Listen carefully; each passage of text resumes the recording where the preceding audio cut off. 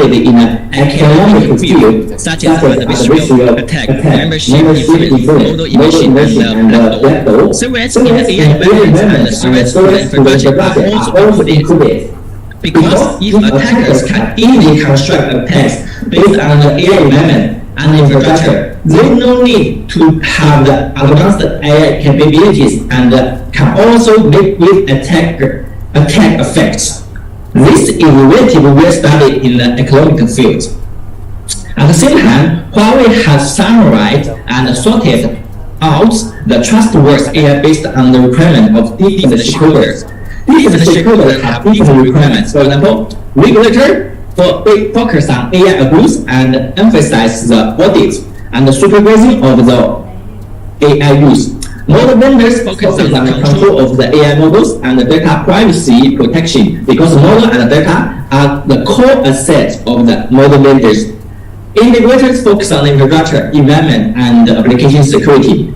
AI users mainly focus on the robustness and resistance of the AI applications. So this is the Huawei trustworthy AI technology. And basically, the AI life cycle.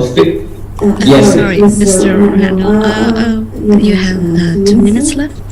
Just a reminder. Okay, I will fast. So basically, the AI life cycle phases including design, training, deployment, and inference phases. Horizontally, different stakeholders, including regulator and model vendors, integrator, and users. Different trustworthy AI technologies are required for different stakeholders in different phases. So as I mentioned already, if an attacker can easily construct attacks based on the AI environment and infrastructure, they no need to have the advanced AI abilities, but can also cause great attack effects. Therefore, Huawei trustworthy AI solution process use edge cloud integration to ensure AI model and data security. In Huawei AI environment and infrastructure, the training, release, environment, and inference of AI model in the edge and the cloud are mainly based on container technologies. Huawei can use the advanced technology to ensure the security and the reliability of the entire AI model lifecycle. And also to meet the regulator supervision and audit requirement, Huawei provides a detection and transmit audit towards the AI solutions. So Huawei and the Huawei trustworthy AI solution can apply the blacklist approach based on this multiple attack defense method of the SOTA in the industry. It has analyzed simple sequences, normal, and attack, and uses behavior analysis to actually identify the detection behavior. This strategy detects the vector attacks without changing the AI mode and prevent the vendor security figures. So so using the multiple capabilities and risk detection to support AI trust. And we also for the physical detection, we also can provide the model independent, and we use the same method as the digital detect adversarial attack detection, and we have trained the physical adversarial detection model, and use this model to identify the physical adversarial attacks and put these attacks into the block list. Okay, now that's all my message today. If you have any questions, please let me know. Thank you, Mr. Randall. That was a very thorough presentation regarding AI security risk and threats, and also some possible solutions, provided by the Huawei solutions. Now let's enter the Q&A sessions. Is there any of the participants that would like to ask a question from the on-site location, maybe?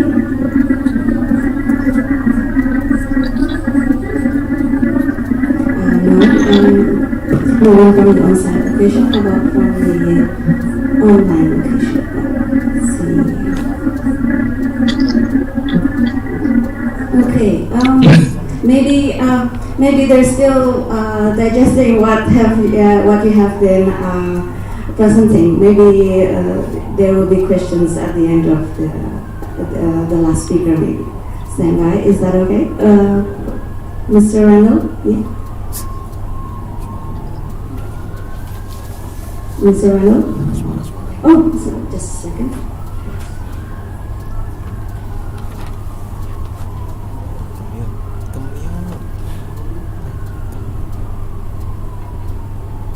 Right. So on to the next speaker. We have Dr. Rifki Sadikin. He is a researcher from Research Center for Computation in National Research and Innovation Agency. He graduated with his doctoral degree from Kyungpook National University in Korea. He also authored an Indonesian book which translates to cryptography for cybersecurity. Is Dr. Rifki Sadikin ready, sir? Yes. Yes. Please, the screen is yours. Okay, thank you. Good morning all. First, I would like to thank the committee who invited me to present the cyber security. So today, my topic is about post-quantum cryptography, especially in the field of research, where in that field we have research collaboration center, which I will explain later on, and why we need the post-quantum cryptography right now. We need to establish kind of standard and so on to especially to handle threats from the quantum computer. So the agenda is as follows. First, I would like to explain the research collaboration centers for quantum technology, which sponsor or facilitate the BRIN, Indonesian Research and Innovation Agency. Then I would like to explain why we need the quantum cryptography based on the current state of classical cryptography, and what we will do at the research collaboration center. So the research collaboration center for quantum technology are consists of 3 parties. First, from BRIN, the research center for computing, research organization for electronics and informatics are support the research collaboration center, together with the people from Institute Teknologi Urban Technology, and then the of researchers and academics concerns with the technology issues. The principal, the coordinators or principal chairman is Professor Adria from the EB, and the research center that supported research, project and documentation. So I will need to prepare the next destructive technology, which based on the phenomenon. Because if we see that second revolution would bring computation capacity much greater than the current computing system. So why much greater? Because quantum computing is inspired by quantum mechanical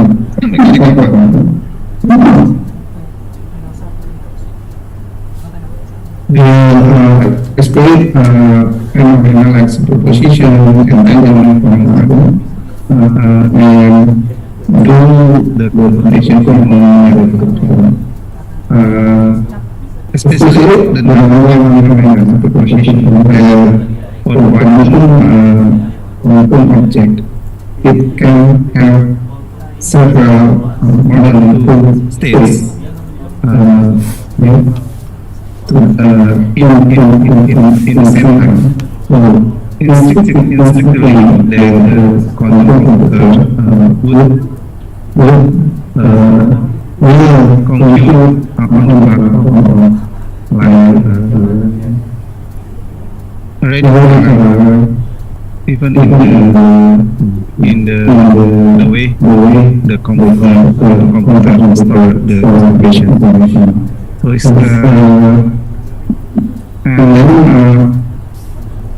the research collaboration we have the working groups specific on the quantum processing together with the people from Tentang University. Much of it is about communications and also the this learning based on the quantum computing. But myself, I would concentrate on the post-quantum cryptography. The topic is like introductory why we need post-cryptography. Post-quantum cryptography. First, Zoom-nya full screen. Diklik 2 kali gitu. Yang mana? Ini. Biar yang want to explain about the public key encryption, which based on most of the crypto system right now. In the 1977, three scientists, RSA, proposed the public key encryption based on the factorization model. So it is one of the problems usually used by the crypto system that assumed to be hard to solve but easy to verify. So this is the simple example of RSA algorithm where the parties are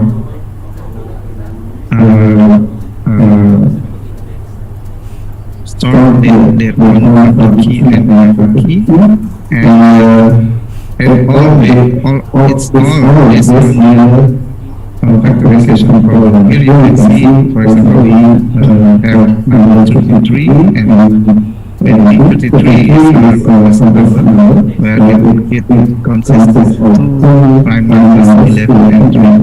So the RSA system rely on this if we can easily find the factorization 11 and 3, then the system basically compromised. So what will happen now? For all the, I think most of the big information system like banking and so on, the cryptographic infrastructure relied on that assumption that factorization and discrete algorithm are hard to solve. But then the communities are asking, how if the attacker has access to the quantum computer? What happens? Is it the current crypto infrastructure still safe or not? Unfortunately, 20 years ago, around 20 years ago, cryptographer called name Shor proposed an algorithm about to attack this block problem. And he assumed that we have quantum computer with a specific set of computing rules.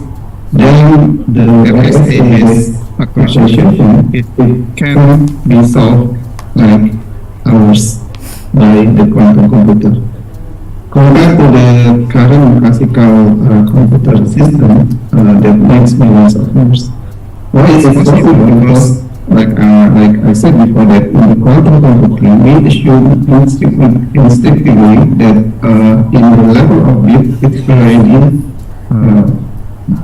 doing parallel job, parallel computation. So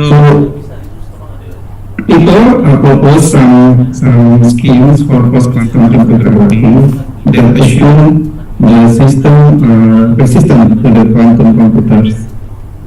In the 2019s, the U.S. National Academy of Science predict that in 10 years after the paper published, it's unlikely expected that real quantum computers are produced. So we are still safe right now. But actually, even the computers are still not produced. We need to prepare for that how about the banking system that we have on the rest and so on. That's why we need to prepare a standard or cryptography scheme to protect the data or information. In the current, just released maybe a few days ago, Google released a paper like a blog, I think a blog, and on the blog. He said that internal using a scheme cryptography scheme that resists the computer. They said that why Google uses post-quantum cryptography for internal communication. Here they use, I think they are not using RSA anymore, but using a kind of post-quantum cryptography. So what is post-quantum cryptography? Basically, it's not based on the factorization or discrete logarithm problem, but it based on the other problem from mathematics, which assume has greater complexity class compared to the discrete or factorization problem. So, for example, here some models are already proposed. One of them is lattice-based coefficient and symmetric vectors. So lattice basically have this is just an example. For example, we have two vectors and we can manipulate the vectors to like summing and so on. And the problem I will present later on, but just brief because I would like to say that these models need to be right now is the candidates for post-quantum cryptography. Code-based, hash-based, isogram-based, lattice-based, and multivariate quadratic encryption and signatures. Also, this is just introductory level for lattice-based cryptography. So the problem is like if you have two vectors B1 and B2, what combination for B1 and B2? We see we can get the red one. So this is called shortest vector problem, and the second one is closest vector problem. If given the green, which vector will be closest to the green combination of B1 and B2? This is actually easy to verify if we have we know the integral multiplication of B1 and B2, but it's very hard to find so for this example at the problem, it's very hard to find A1 and B2, but if we have A1 and B2, it's easy to verify. So the most of the current post-quantum cryptography based on this problem. It is another problem, the problem. So what we need to do in the research is we need to propose or evaluate the crypto system development, which we have to understand the mathematical problem first. Then we could propose crypto system which when we have to provide the proof that it is still safe. Means that it's actually instantiation of the mathematical problem that it lies on. So, but this is just also in just maybe months ago, I quote from the based on the quantum mechanics that an article on quantum mechanics that right now actually the quantum set candidate this three model, lattice-based crypto, cloud-based crypto, or hash-based crypto. For this model based on the multivariate or disorderly base is actually an innovation because the scheme already proven to be broken by the system. That so this is not a good candidate for post-quantum. And what already been proved at 1995 by Shaw that all the encryption system based on the factorization or discrete logarithm problem actually is not quantum safe. That's why we need to persuade this. And just this month, NEST, National Institute for Standard and Technology, announced that for scheme the winners for the competition for post-quantum cryptography. So, in conclusion, that we in Indonesia or in ASEAN should prepare for the quantum revolutions, and we need to prepare for quantum cryptography. And in BRIN, we are already in initialization stage where we, together with in the framework of research collaboration, we would like to have this kind of research to, especially to face the challenge of the quantum computers in the future. So let's conclude my presentation. I would like to say thank you. And here just more information on the HPC BRIN. We have infrastructures where people can use, especially Indonesian citizens. This is specification. I think I would like to conclude the presentation with thank you. Selamat pagi. Selamat pagi. Thank you very much, Dr. Rifki. Yes, again, that was a very interesting presentation. So the question and the Q&A session is open. Is there anyone from the offline side that has a question for Dr. Rifki Sadikin?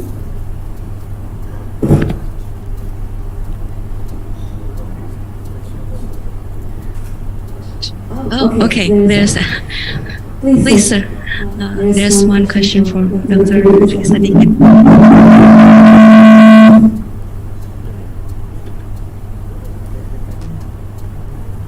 Mic. Ada mic satu.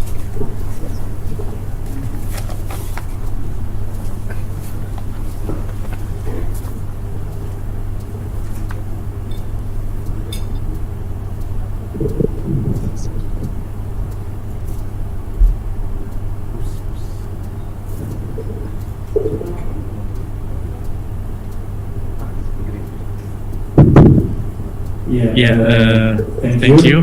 My name is Budi. So I would like to thank to first speaker, Dr. Randall and Dr. Rifki. I have two question for Dr. Rifki and Mr. Randall there. The first question regarding quantum computing and quantum cryptography. Yeah, as far as I know, today we still don't have a quantum computer. Yeah.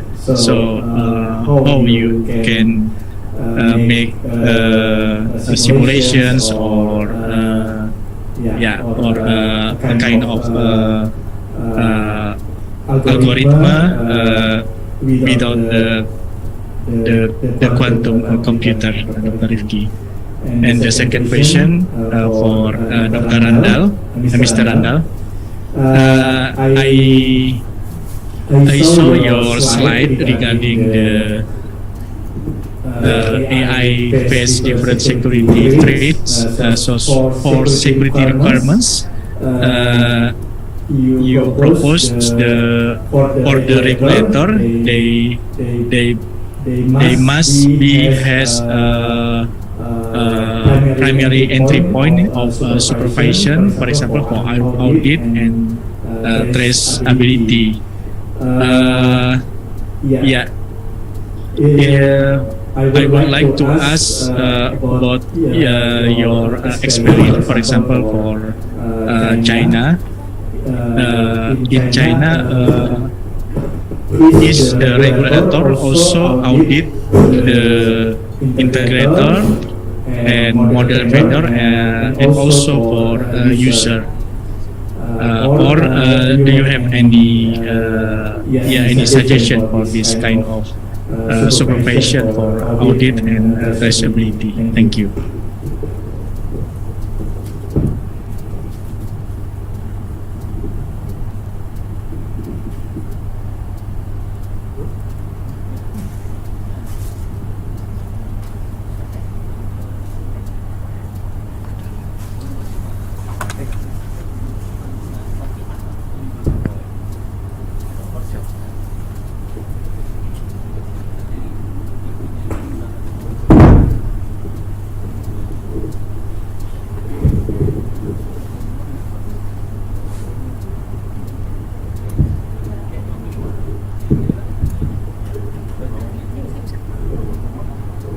Hello.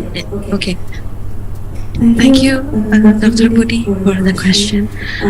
So maybe you start first with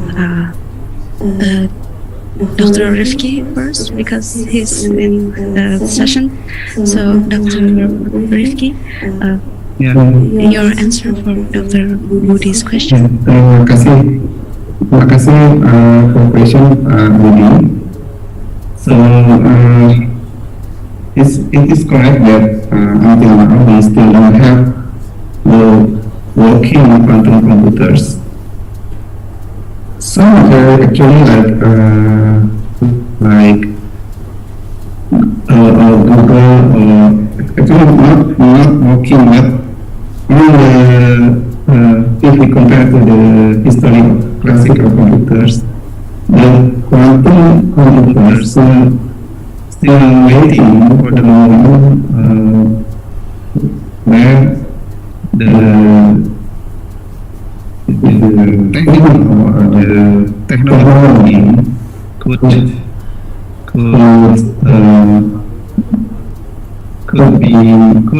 maintain the quantum state with simple instruments. Right now, actually, like we need condensed numbers or so on, still on.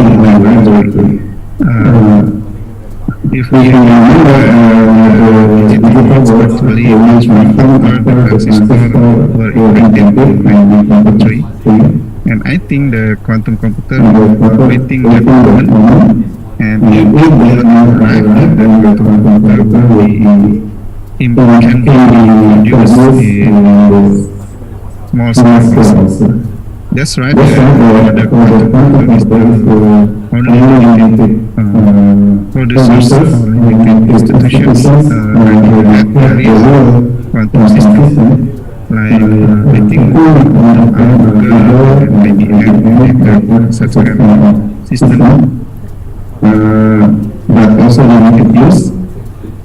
But how the cryptographer or automatic or scientist is proposed method of computation and all the it's actually based on the complexity terms like all algorithm theorems, or we call it computations model and method. So we assume that if we have this kind of powerful machines with the set of symbols and computation rules, and then if we have this kind of problem, how this computation system could, how and how much time, what is the complexity of that problem? So they can simulate it first by modeling in clouds. So it called a cloud experiment, like modeling in a mathematical way, not in the physical realism. So that's why in 1995, SARS proposed a method to break down factorization problem and also discrete logarithm problem, where there are two problems actually. Where the RSA, the crypto public crypto system assume or based on. And SARS is the name of the scientist. SARS actually proved mathematically that if we have a set of quantum computers with the quantum computations model and processes, then the factorizations and the discrete logarithm problem can be solved in the matters of seconds or hours. That's why we believe, the computer science community believe, so we can say that the current crypto system, which based on the RSA or anything else, based on the logarithm problem or factorization, are not quantum safe, because we can calculate, we can model without needing the quantum itself. I think that's also thank you for the question. Thank you for the answer, Dr. Rifki. Okay.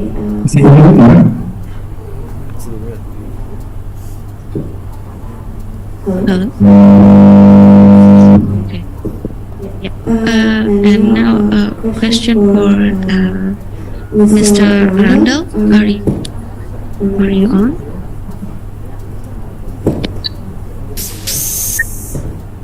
Yes. Okay. I just to repeat back to this question. This is a good question. For the regulator, I think it's very important for our government and also for our society, because AI has been abused. It will be also a threat for our lives. I think currently for the regulator, for the audit, maybe one technology is very important. Before in China, AI is one of our national strategy for new construction, China new infrastructure construction strategy. AI is one part of it. But after we use AI, we find a lot of problems for the audit. So that's why after that, our national strategy also add the blockchain into our new infrastructure construction strategy. So that means we can use in future some of the important AI data or AI model data need upload to the blockchain, and because as you know, blockchain can be trusted and cannot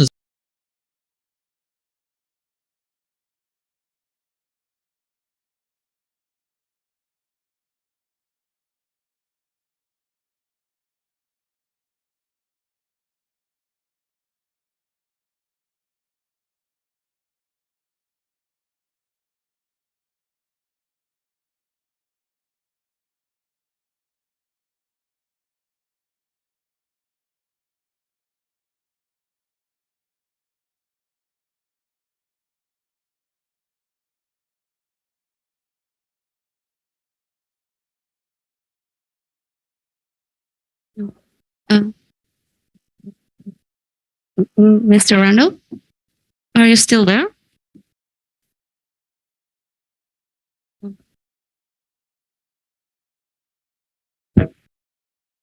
Right.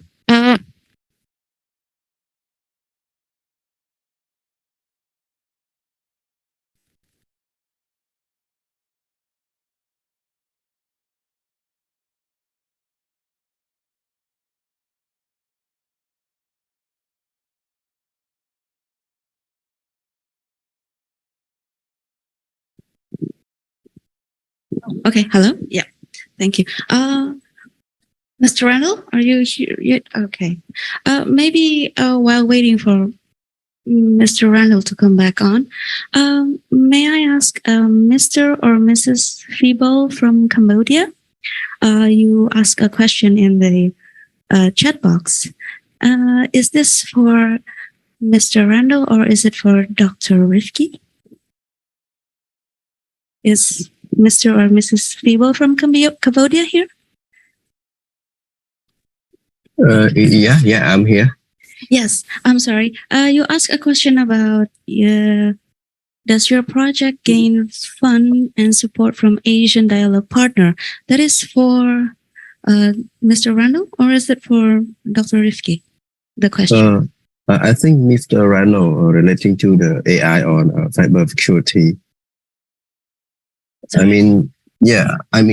Normally you raise the project and done the project to protect the cyber security. So how do you initiate and get the project done? If it's from the government sponsor or from the Asian dialogue partner fund? Okay, that's for Dr. Rifki. Yeah, a question.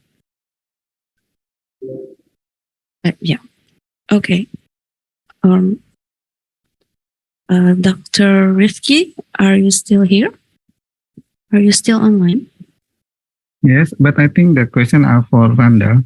Oh, okay. Okay. And I see that Pak Heru actually raised the hand. Right. Okay. Is Mr. Randall here yet? Okay. Well, I guess there must be some technical difficulties. Anyway, please a round of applause for our first two speakers, please. Thank you. Okay, let's start to our next speaker.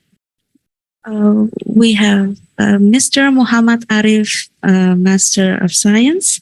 He is a researcher in Research Center for Artificial Intelligence and Cybersecurity in National Research and Innovation Agency.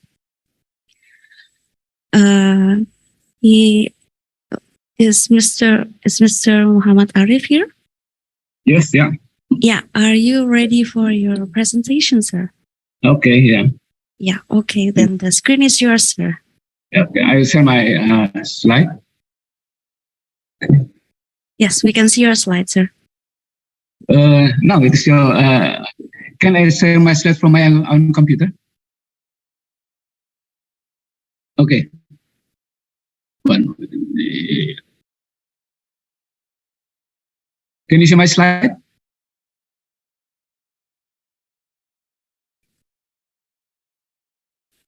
Hello, moderator. Can you see my slide now? Yes, Mr.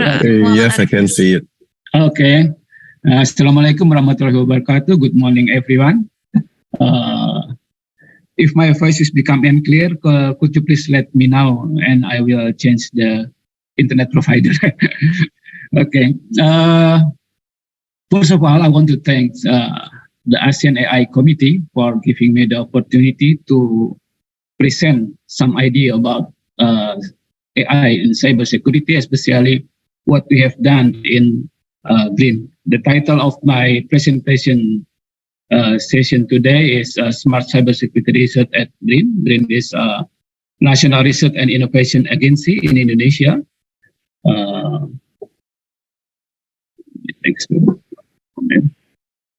Yeah. Okay.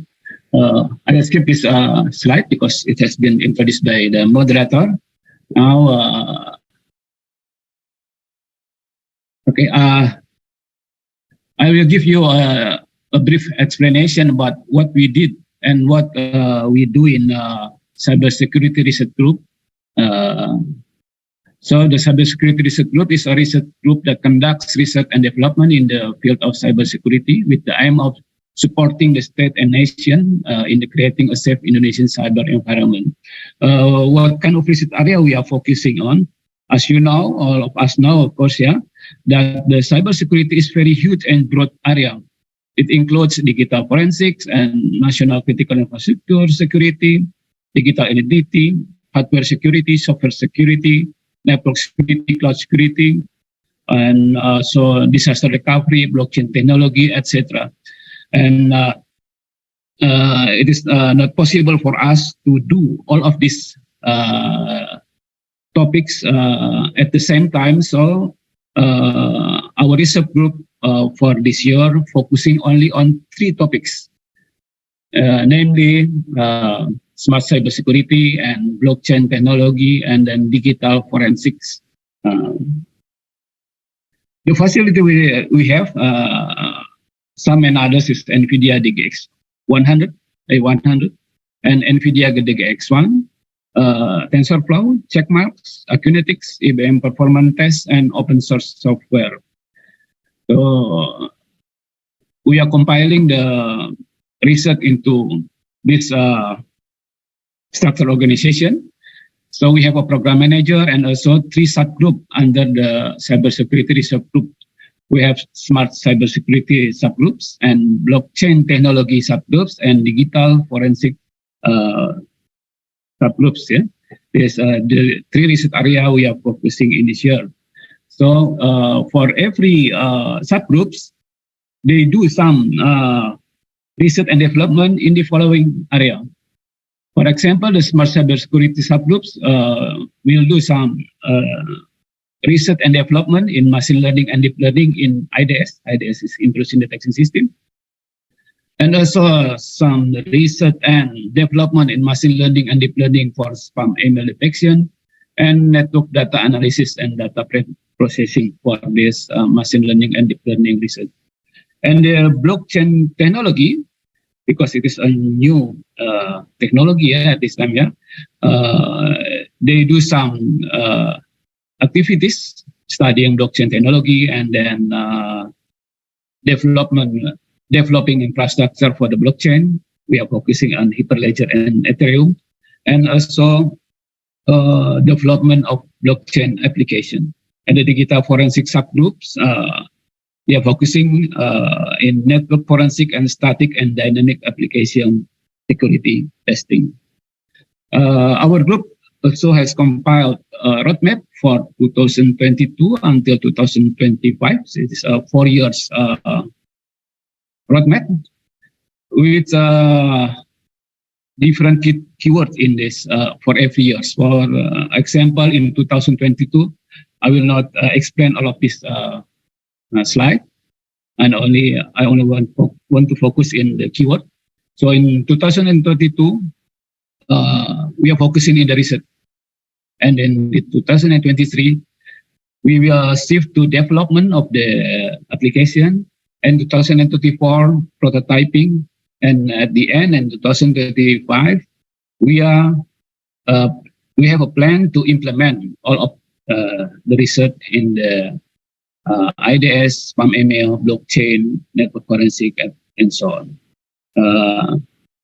Because there's broad area of the research for today's session, because of the limited time, I'm not going to explain the whole research. I only want to focus in one subset, namely is the research of artificial intelligence in intrusion detection system. As a background for this research, as you know, after the pandemic COVID outbreak in 2020, the cyber attack has increased rapidly. Why? Because many people now working from home.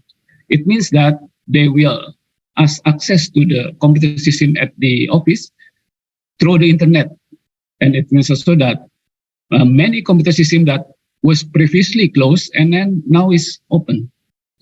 For example, there are many cyber attacks in Indonesia and the whole world. Here is in January 22nd, 2022, Indonesia Bank has been hacked. And in the last 2 months, I think, a hacker with the codename Bjorka sold many data, Indonesian data, in this forum. It is quite many data, Pertamina, Peduli Lindungi, and also many other data. But it is not only in Indonesia. The increasing cyber attack is happening in the whole world. And also, for example, the Colonial Pipeline in May 19, 2022 has been attacked too. And most recently is NVIDIA in February 27, 2022 has been attacked.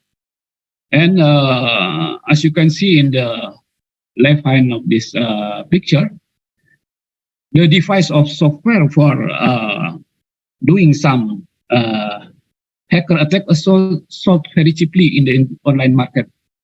Here, as you can see, that software hacker for DDoS only sold for 400,000 rupiah. It is only almost $25. It's very cheap. So people with a little experience in hacking, then they can do many things with these tools. The report of Indonesian National Traffic Anomaly 2021 also shows that there are very huge cyber attack to Indonesia. There are almost 1.6 billion cyber attacks in 2021, or you can say almost 133 million cyber attack per month, or almost 3,000 attack per minute to Indonesia. So with this condition, what can we do to protect our system, especially government system, from this cyber attack? But it is not only for the government system.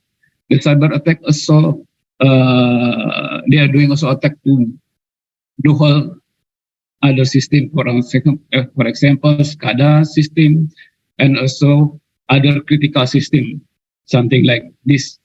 So we really need to protect the system properly. As a standard for cybersecurity, of course, we have a firewall in front of our system to protect the system against unknown traffic. But the firewalls is not enough. We need other device to protect our system. For example, is device to protect or to detect intrusion that come into our system. So it's the focus of our discussion for today. So how can we detect the intrusion to our system? There are two mechanisms that has been used widely at this time in the world. The first one is intrusion detection system on the left-hand side. And the second one is the IPS, intrusion prevention system. Different is in the word, detection and prevention. As you can see in the architecture here, the difference of the architecture is depend on where we can place the sensor. For the IDS, they put the sensor outside the system.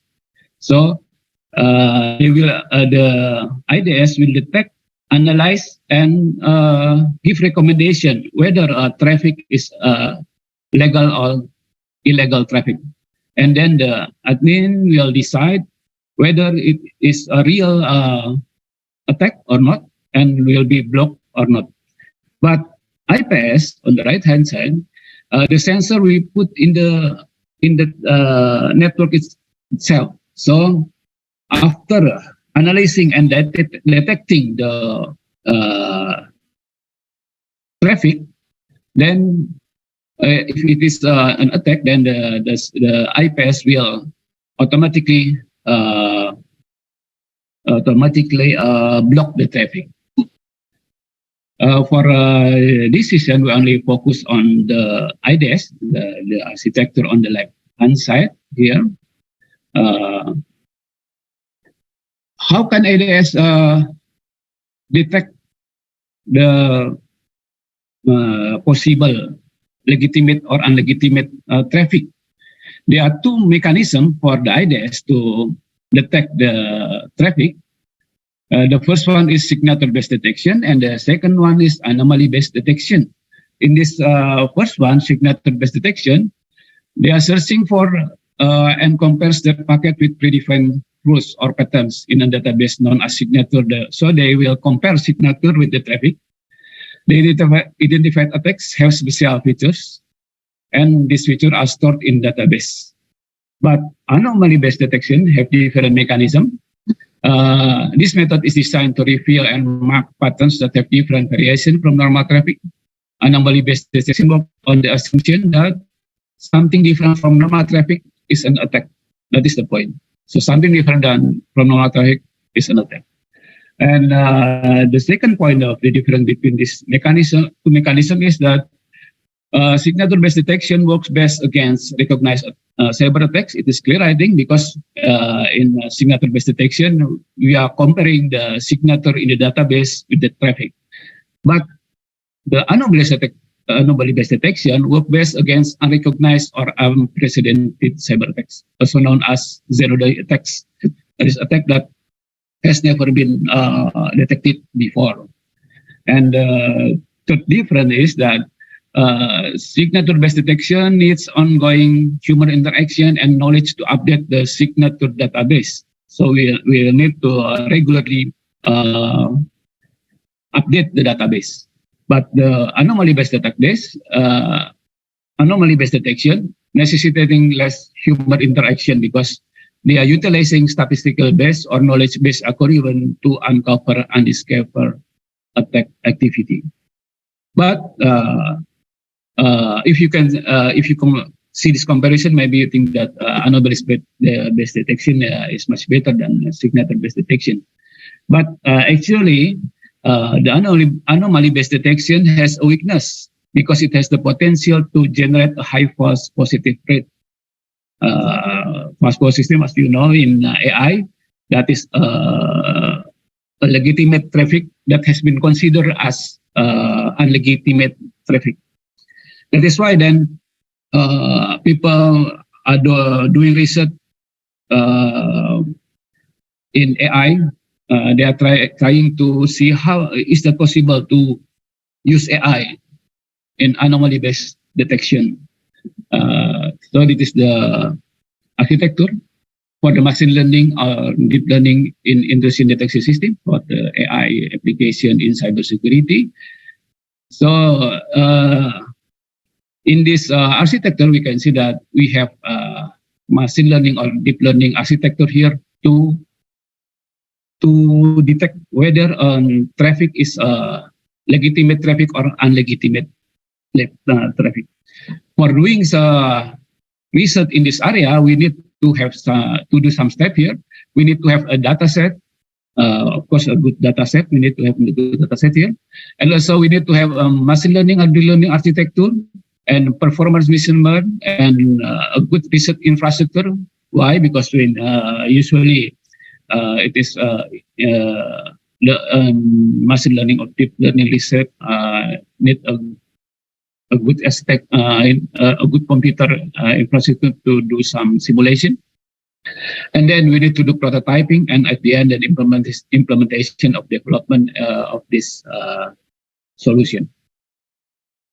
I will explain this step one by one. First one is the data set. Yeah. Similar to other AI implementation in other area, we need to have a reliable and comprehensive data set. Mr. Arif? Yeah? Sorry, your time's up. Do you need more time? Oh yeah, okay. Maybe I minute, okay. I have still left a lot of slides actually. Okay. Okay. How many minutes I have? 2 minutes. 2 minutes. Okay. Yeah. I'm Okay. going faster now.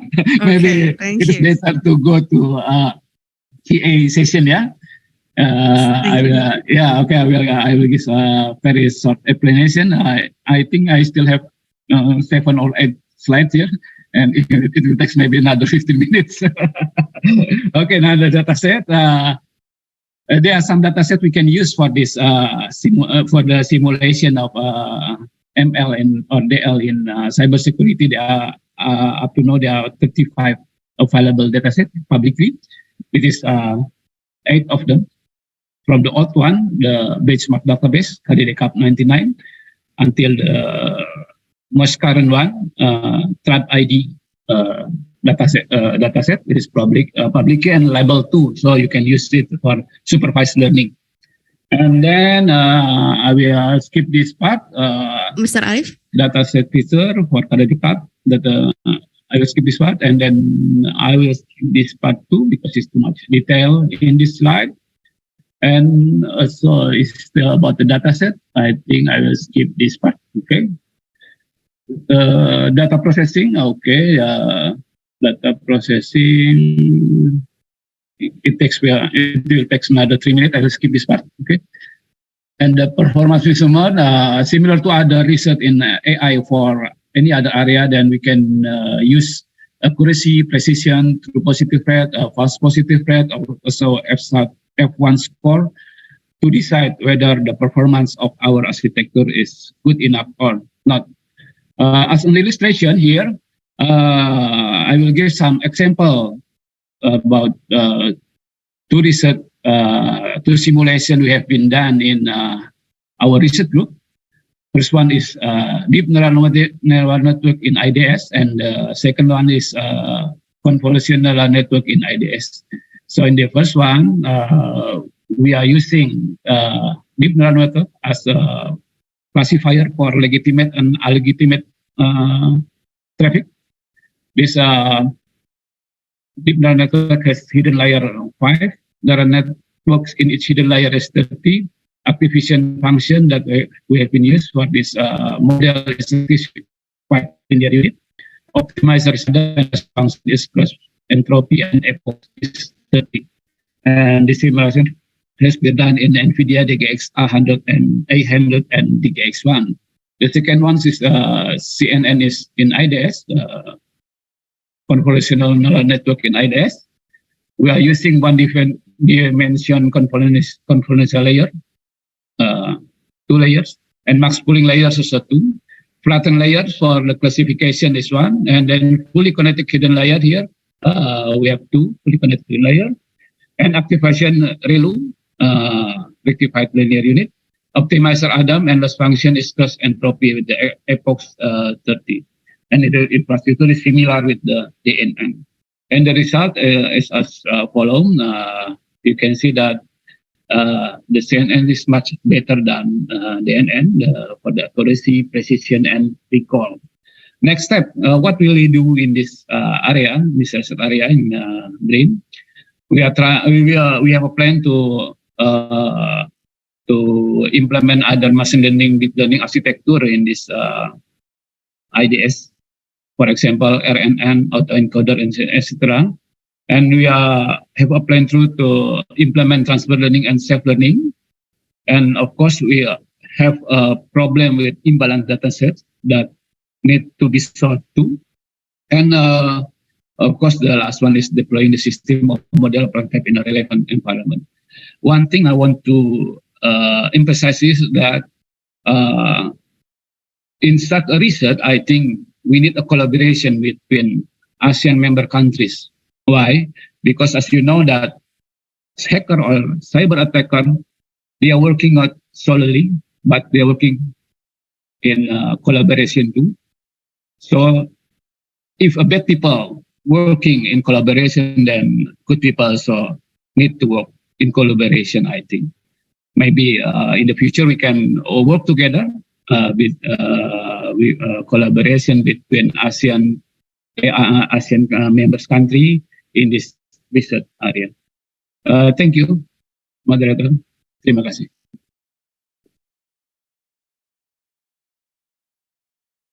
For quite the presentation.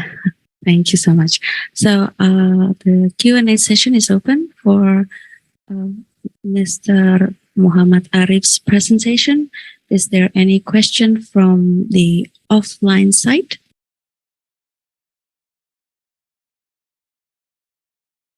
Okay, there seems to be no questions from the offline side. Let's check the online side. Okay, at the moment there isn't any online questions yet.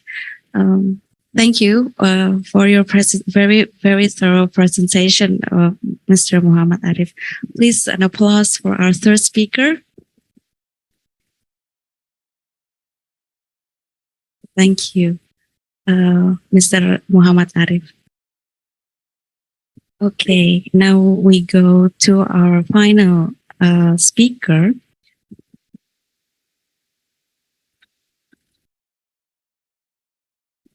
Mr. Eduardo Piedad. Is Mr. Piedad here? Yes, online. Oh, yes, thank you. Okay, so Mr. Eduardo Piedad is from the Philippines, and he has a master's degree in electrical engineering from National Taiwan University of Science and Technology, Taipei City, and currently is a postgraduate candidate in electrical engineering in Universitat Politècnica de Catalunya. Am I saying it right? Yes? Yeah, perfect.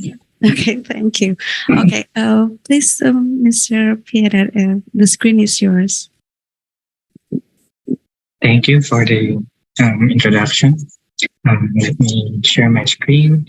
I suppose I have like 15 minutes now for this presentation.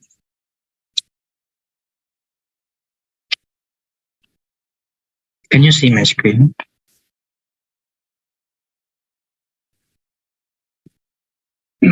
Yes, we can see your screen. Okay, so for 15 minutes presentation, I would like to present to you the ongoing project that we are working on in the Department of Science and Technology, Advanced Science and Technology Institute.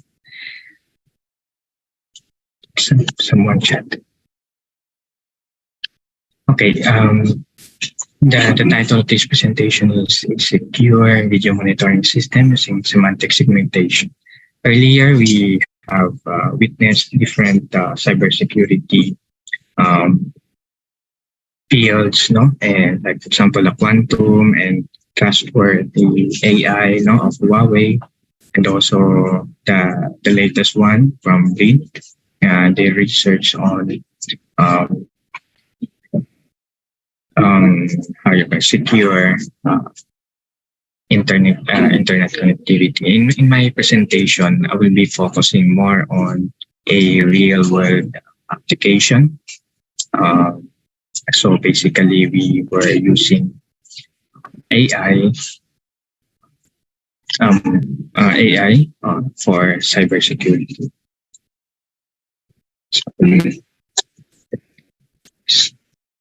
So the outline of this presentation, you have 3 parts, and I'd like to show to you our proposed process, and then the second one is the use case application, and then let's see what we can get from this presentation. So the typical decryption process is what we see from this one. So you have a sensor data, you transmit it in a secure medium, and also you can extract information out of it. And as what the first speaker was telling us, you can there are many ways the attacker can attack in this system. And you have the user application. And there's another one. We have the decryption process. When you have the sensor data and you decrypt that one before transmitting, and then at the end you decrypt that one or decode, and then you extract information. And you can apply AI in some of these fields. For example, for encoding, decoding, and also information extraction. So these are some of the conventional process. So imagine you have these data and you want to use it for monitoring purposes. So the process depends on what our desired objectives. Some objectives don't really need very high resolution information. For example, you have an anomaly detection system from sensor data. You have a monitoring system on specified variable or specified variables from sensor data, and many others. So what we proposed here is that you use for image surveillance, we apply semantic segmentation, and we extract information from that and before transmitting, and this can be actually embedded, no? And similar to this process, you can also do this, no? So you can encrypt your information before transmission. Or for monitoring applications, just simply send your segmented image to your application. So this process without decryption, we extract only mid-level information. So we gather categories instead of individuals. So to avoid getting personal information. We also avoid collecting unnecessary information. And in that way, we can save computing resources. And there's no decryption decoding process, less communication resources. However, it can be high computing resource on the edge, no? Especially if we embed our model. So for verification, we would like to deal with this part of the first example, but we don't apply it yet in the secure transmission. So that comes to the now we go to the second part, which is the use case application. So we apply the system in the flood and rain detection from traffic surveillance images using cascaded network. So we all know that Philippines is visited by typhoons, on average 20 typhoons every year, and every month we have 12 rainy days, no? And I believe that it's not only in the Philippines that rain detection, it's due to climate change.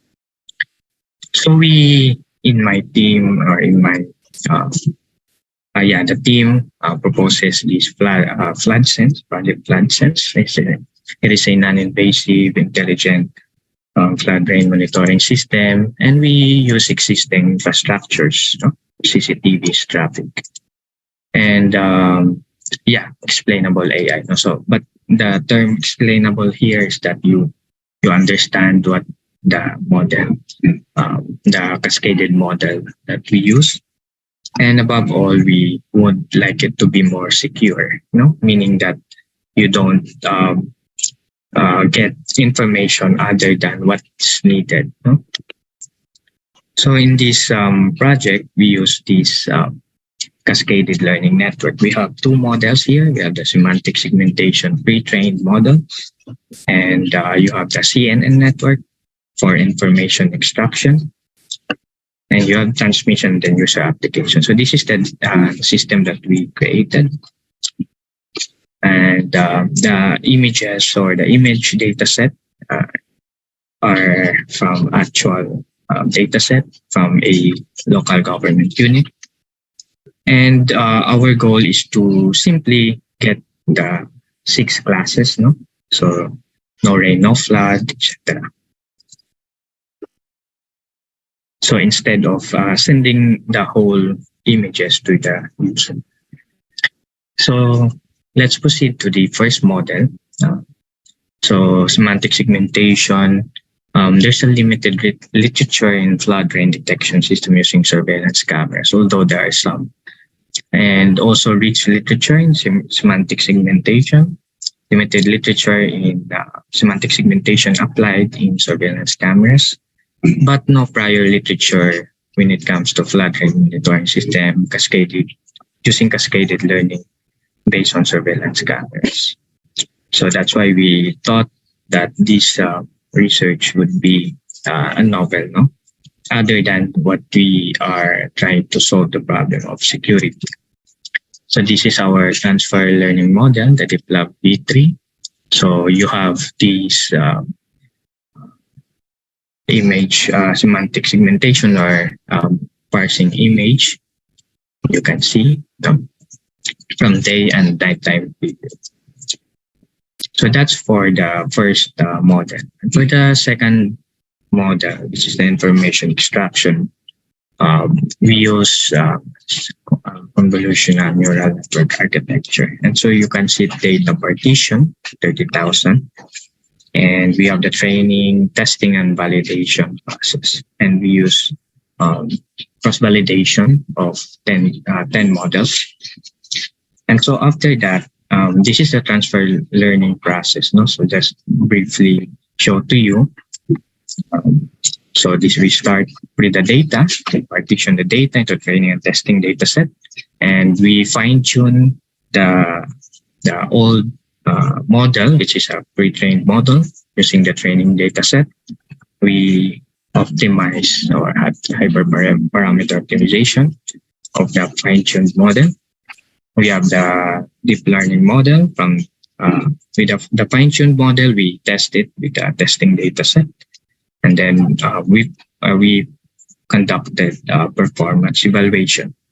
We save the model here, you can see, and then we do it 10 times, as what we have said, for cross-validation. And then we select the best model out of that 10, and then the best model we use for our system.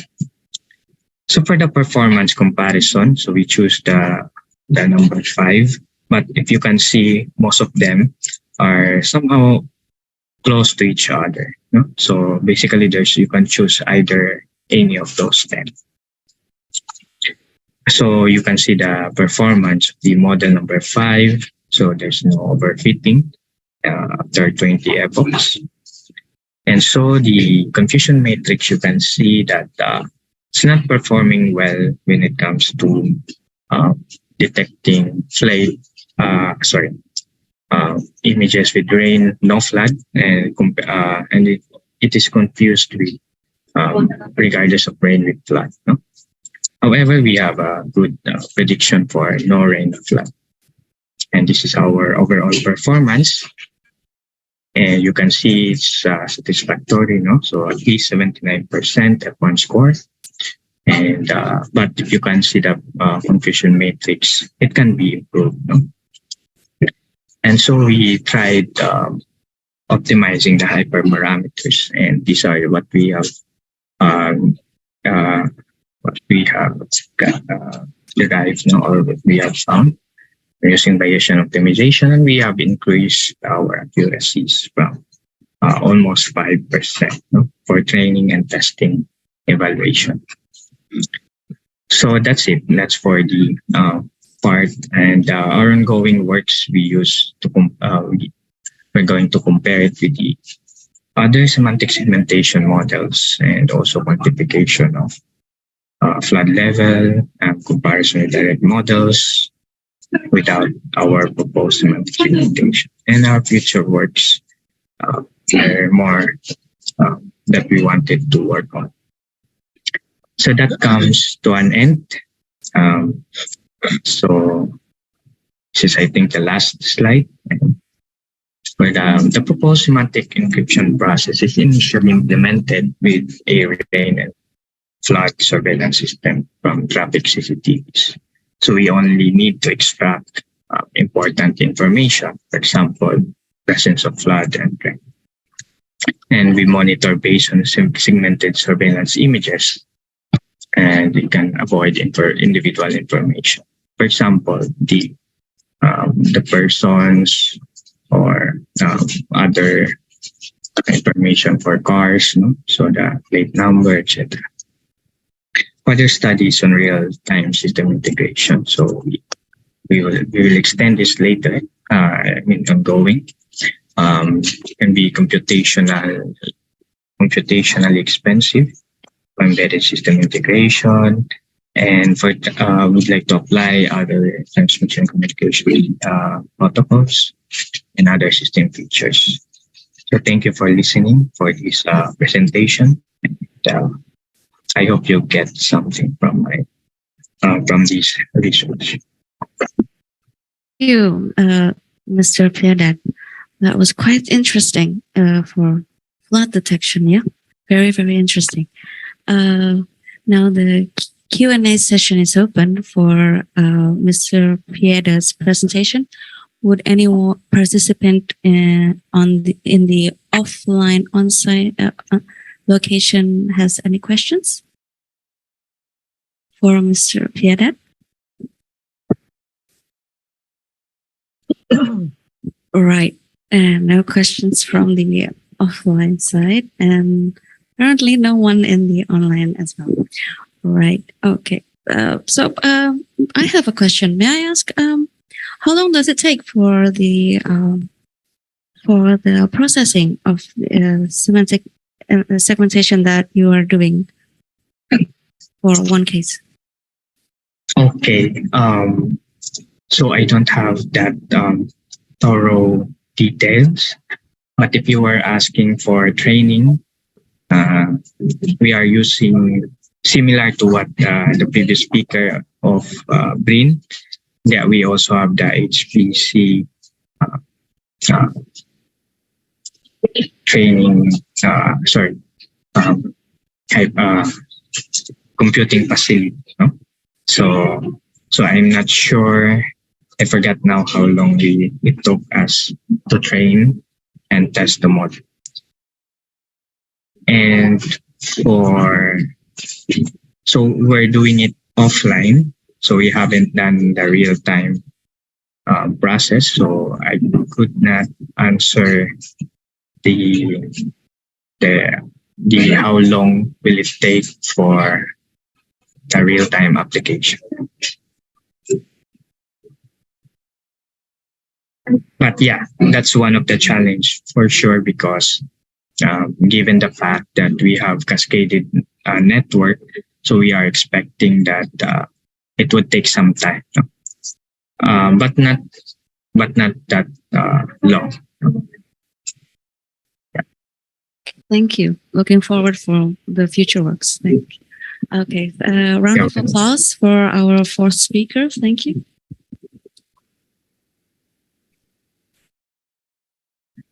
Right. We're going to come back to Mr. Randall Wang Feng. Are you on now, sir? We have one more question for Mr. Randall Feng. Sorry, Randall Wang Feng.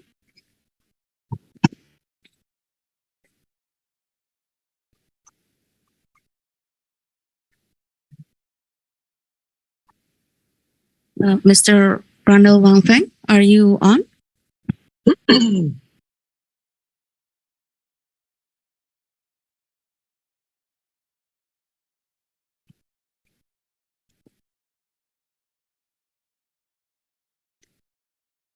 Right. Well,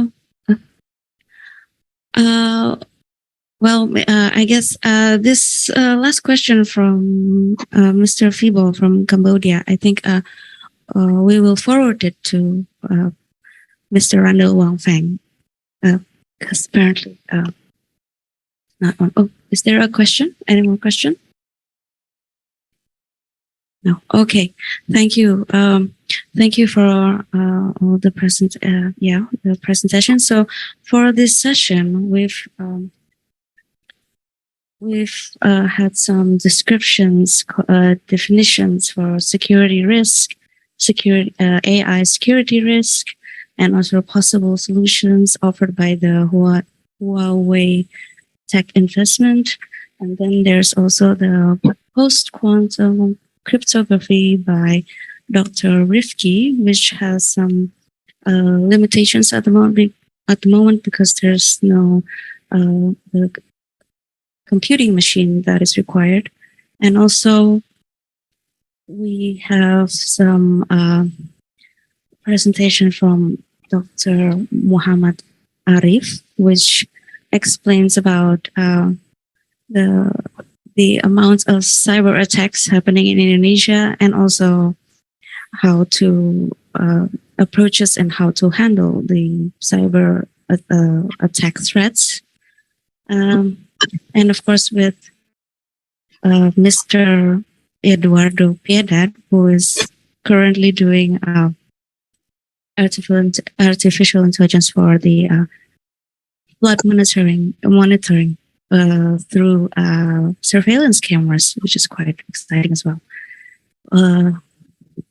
Just a second.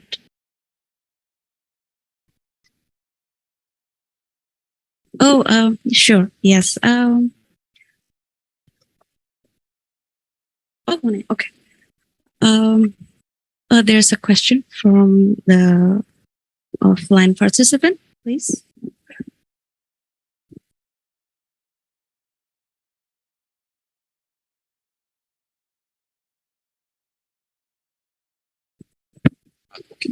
Thank you very much. I'm Risandar, and yesterday I was be a moderator, and now I want to be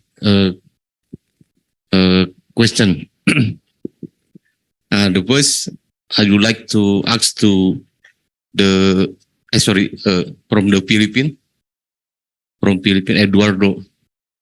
What is the big challenge for your project in segmentation? And the others, maybe to Pak Arif, how was the regularity in Indonesia, or the law or cybersecurity law, maybe like something like that? Thank you very much. Thank you, sir. Okay, maybe because at the moment it's because we are at the end with Mr. Piedad, maybe you can answer first about the challenges that you face. Yes, for sure we have a lot of challenges that we are facing on this system. I think I can give two major challenges. The first one I mentioned earlier about the integration in embedded systems. Given the fact that we have the cascaded learning network, so it would mean two networks on the edge. The second one would be about the semantic segmentation, the accuracy of segmenting the image. It may be possible that there are objects that are not present. In the model, let's say a horse in the street. It's not commonly found in the historical data. So maybe the semantic segmentation models may not be able to recognize a horse, and that would mean inaccuracy or unreliable features. So that those two challenges, big challenges that we might face along the way. Thank you for that question.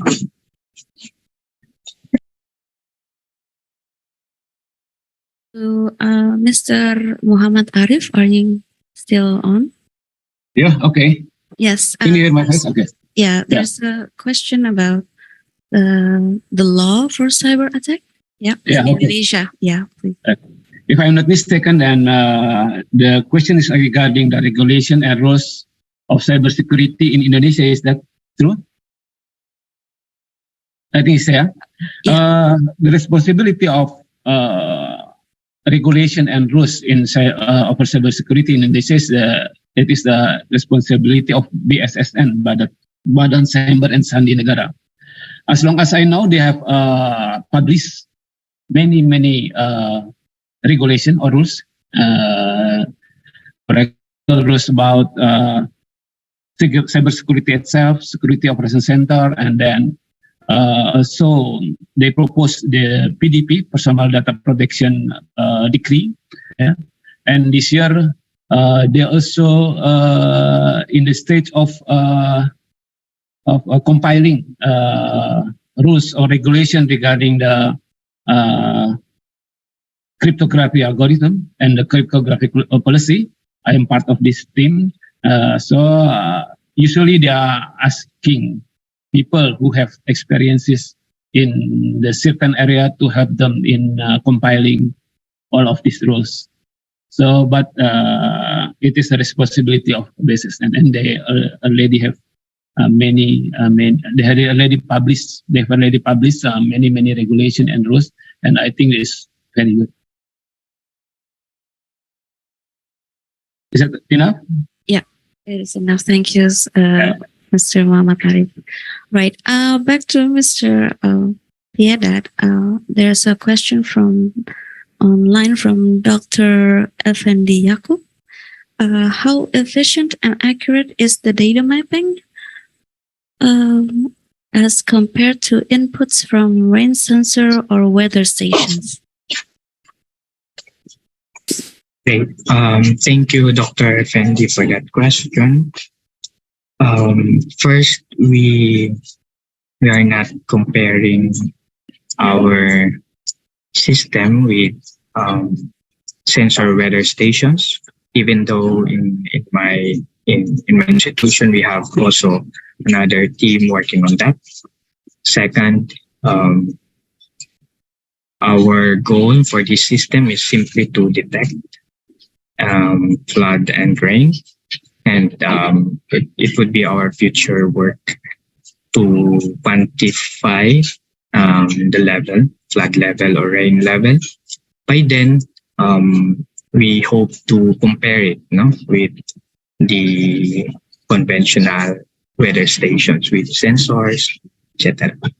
Thank you. Okay, thank you, Mr. Piedad. Right. So, final and last questions. Is there any questions, either from the offline site or from the online site?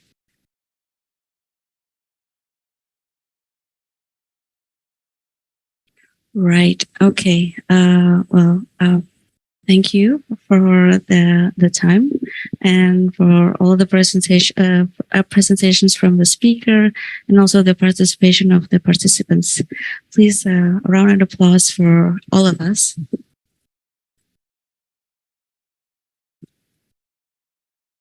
Thank you. Now, I would like to give over the screen to the MC.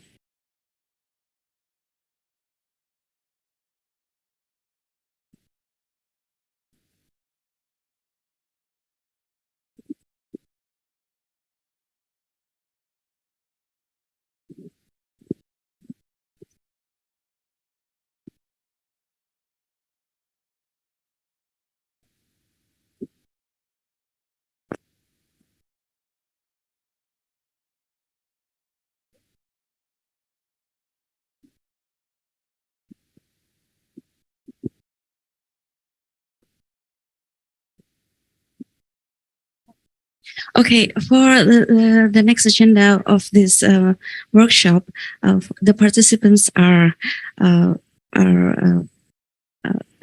welcome to come. Went back to the excuse me, to the main room. For the next agenda of this workshop. Thank you.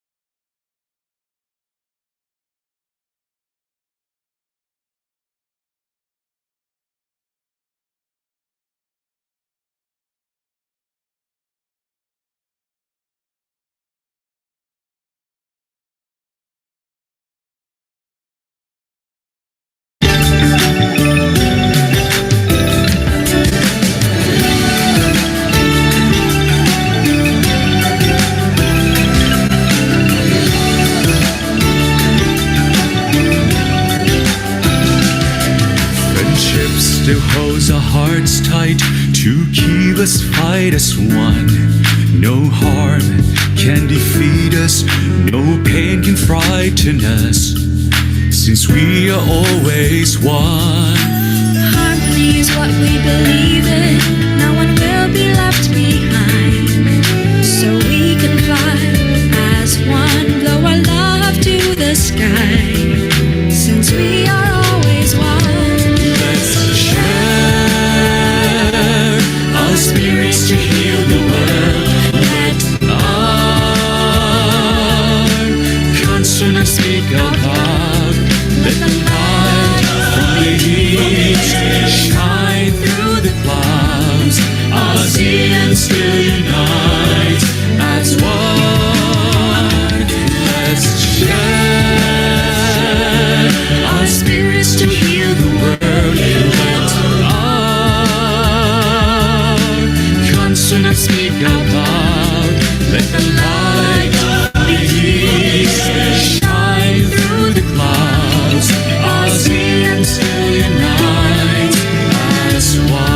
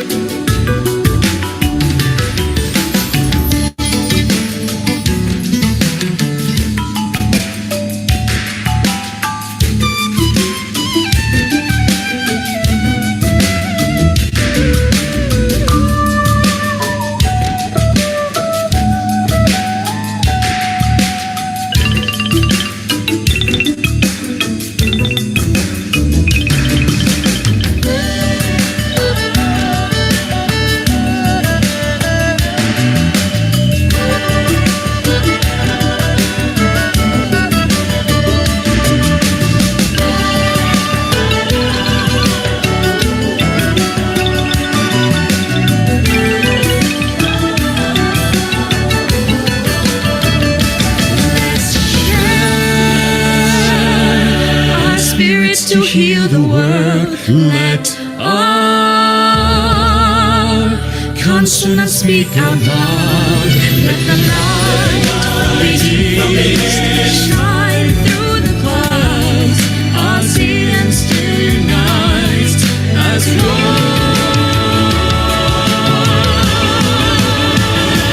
Let's share our spirit to heal the world.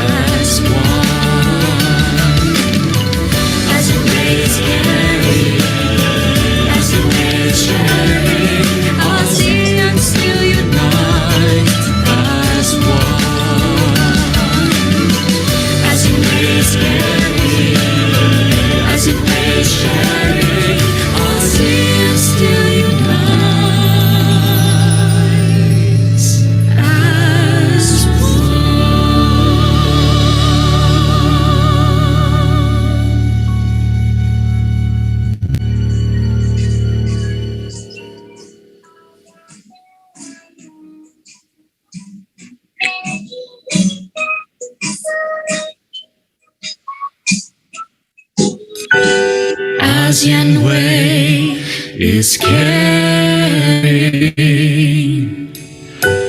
ASEAN way is sharing.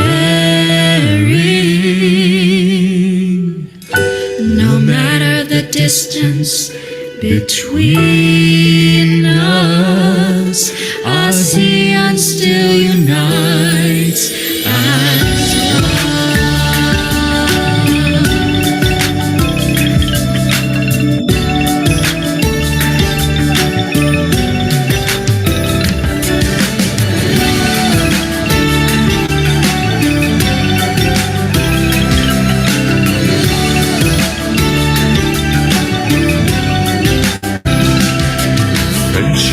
Still holds our hearts tight to keep us fight as one.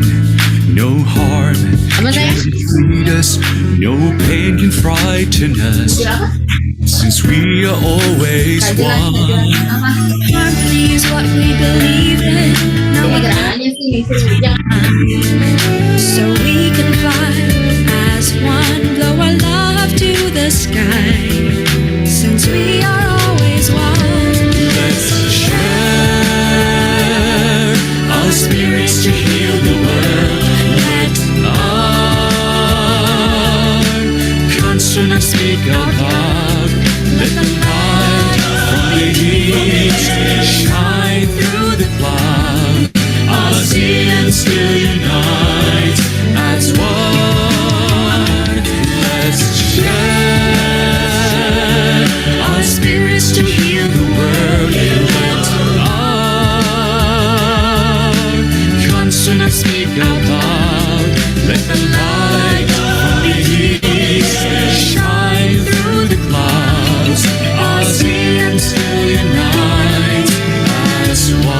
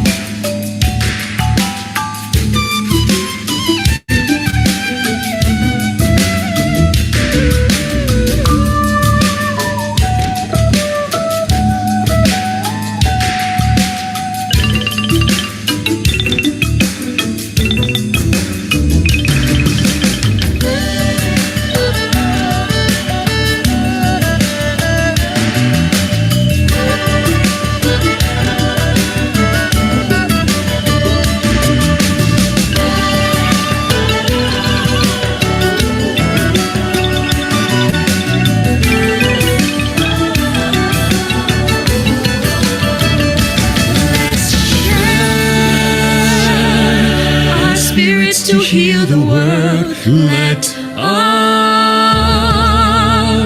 consonants speak out loud.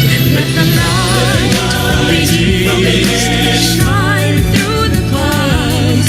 ASEAN still unites as one.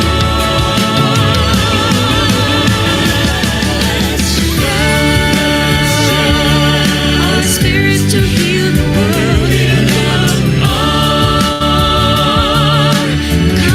Speak out loud. Let the light shine through the clouds. ASEAN still unite as one.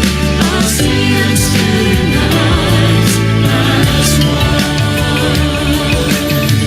As it waves sharing,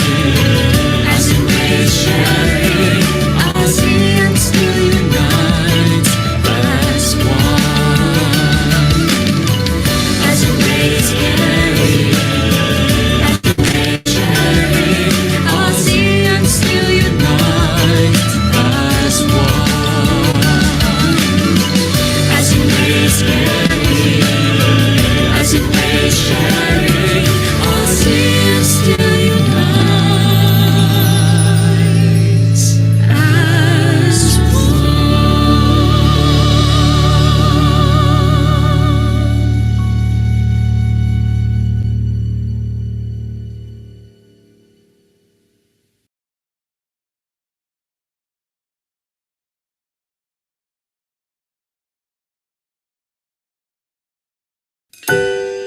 ASEAN way is caring. ASEAN way is sharing. No matter the distance between us, ASEAN still unites as one.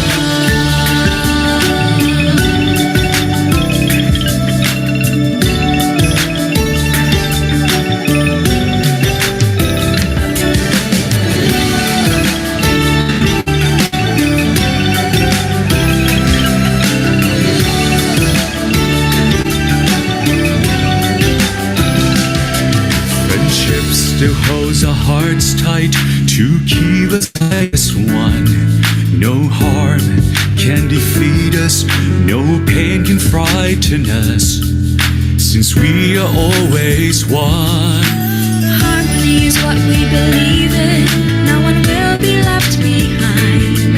So we can fly as one, blow our love to the sky, since we are always one.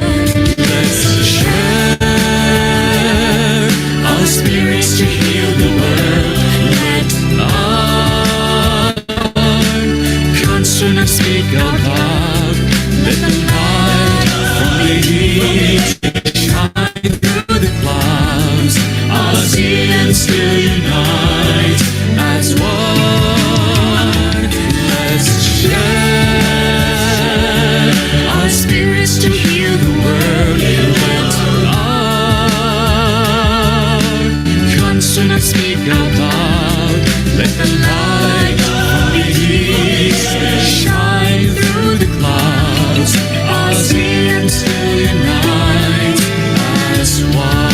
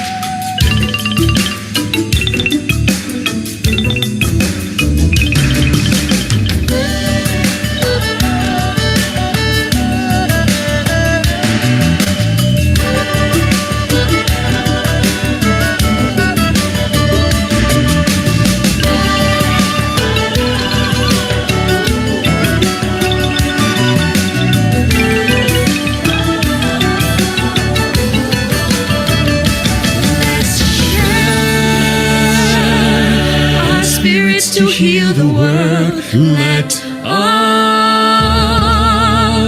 consonants speak out loud. Let the light from the east shine through the clouds. ASEAN still unites as one. Let's share our spirit to heal the world.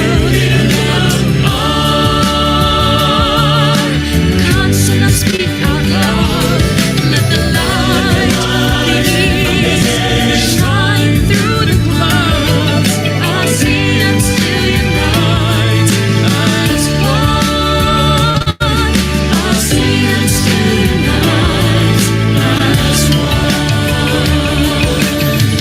As it waves carrying, as it waves sharing, ASEAN still unite.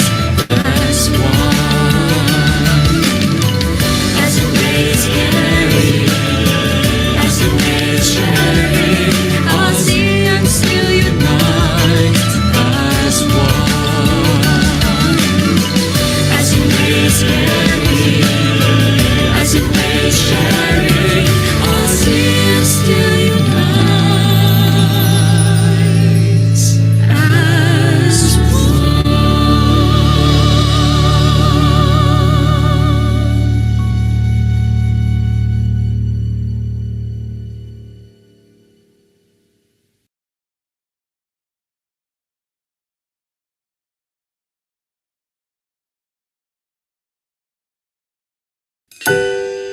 ASEAN way is caring.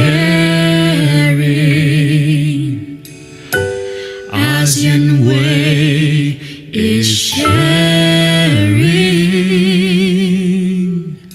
No matter the distance between us, ASEAN still unites as one.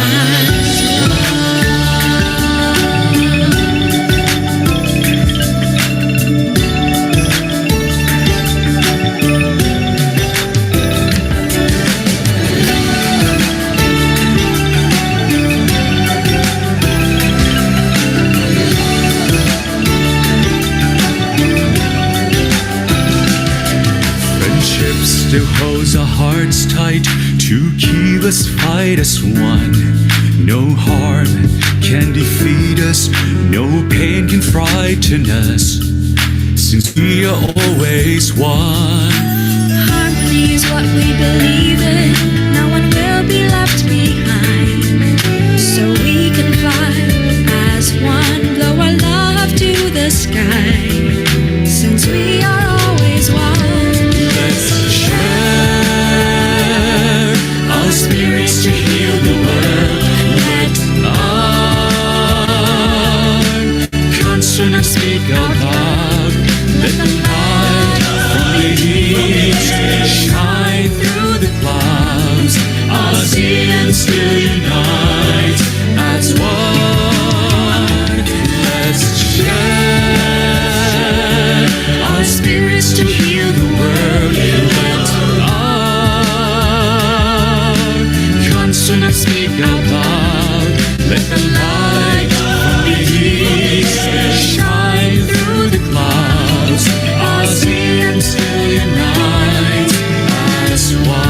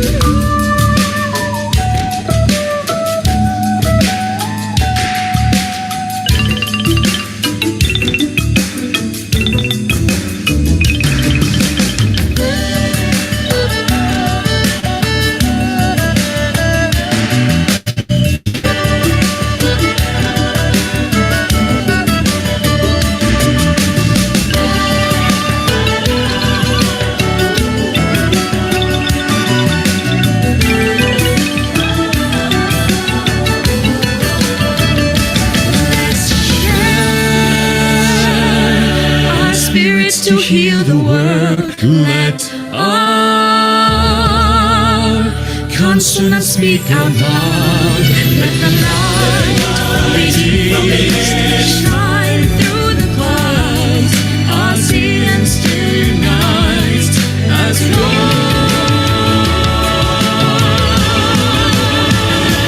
Let's share our spirits to heal the world.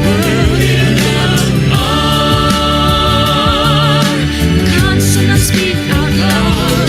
Let the light from the east shine through the clouds. ASEAN still unite as one. ASEAN still unite as one.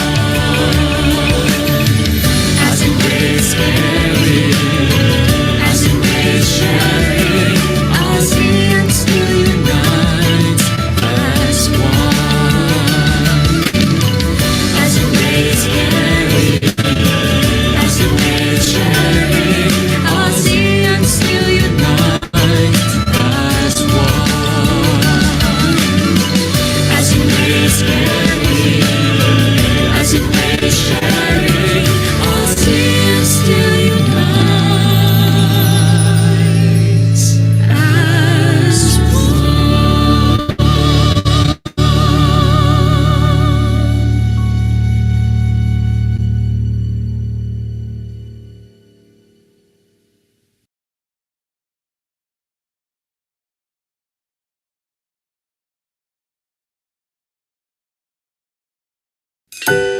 ASEAN way is caring.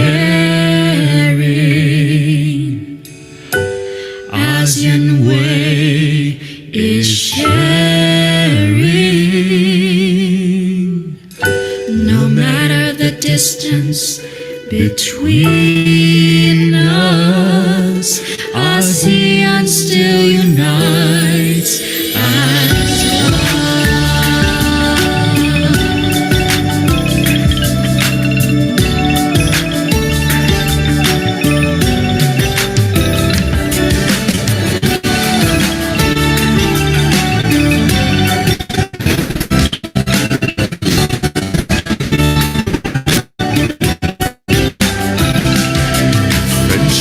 Still holds on to keep us fight as one.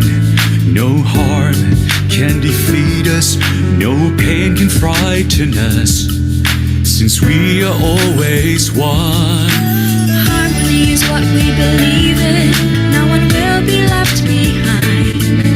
So we can fly as one, blow our love to the sky, since we are always one. Let's share our spirits to heal the world. Let our consonants speak out loud. Let the light from the east shine through the clouds. ASEAN still unite as one. Let's share our spirits to heal the world. Let our consonants speak out loud. Let the light from the east shine through the clouds. ASEAN still unite as one.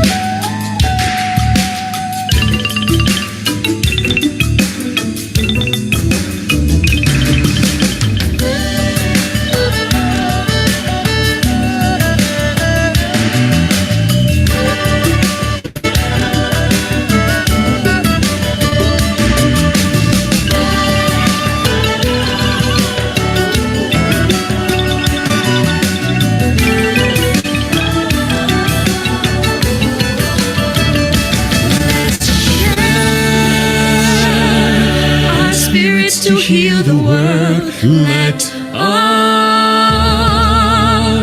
consonants speak out loud. Let the light from the east shine through the clouds. ASEAN still unites as one. Let's share our spirit to heal the world. Let our consonants speak out loud. Let the light from the east shine through the clouds. ASEAN still unite as one. ASEAN still unites as one. As in ways caring, as in ways sharing, ASEAN still unites as one. As in ways caring, as in ways sharing, ASEAN still unites as one. As in ways caring, as in ways sharing, ASEAN still unites as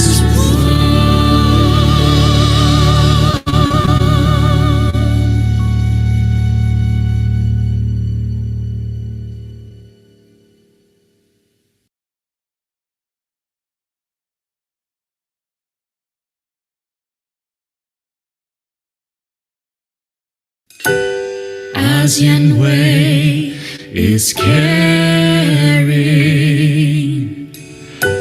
ASEAN way is sharing.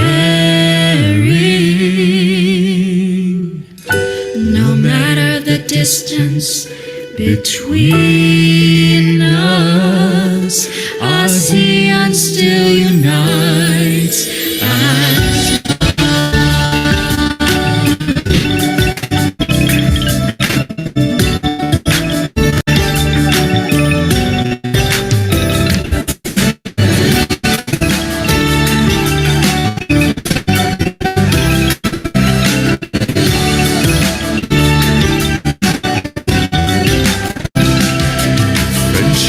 still holds our hearts tight to keep us fight as one. No can defeat us, no pain can frighten us, since we are always one. Harmony is what we believe in. No one will be left behind. So we can fly as one, blow our love to the sky, since we are always one. Let's share our spirits to heal the world. Let our consonants speak out loud. Let the light from the east shine through the clouds. ASEAN still unite. Let's share our spirits to heal the world. Let our consonants speak out loud. Let the light from the east shine through the clouds. ASEAN still unite as one.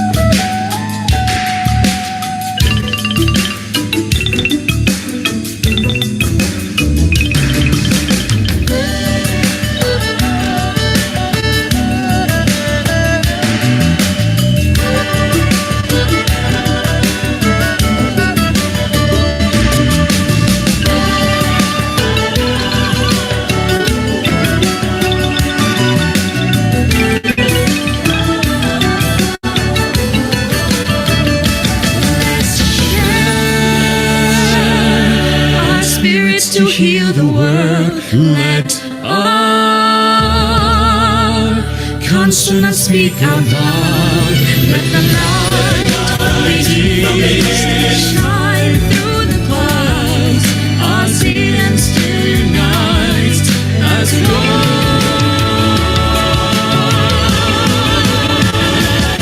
Let's share our spirits to heal the world.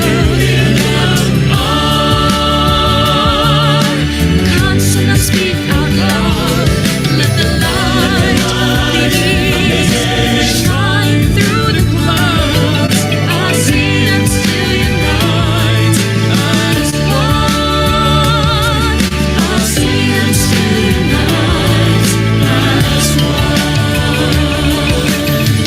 As a race carrying, as a race sharing, ASEAN still unite.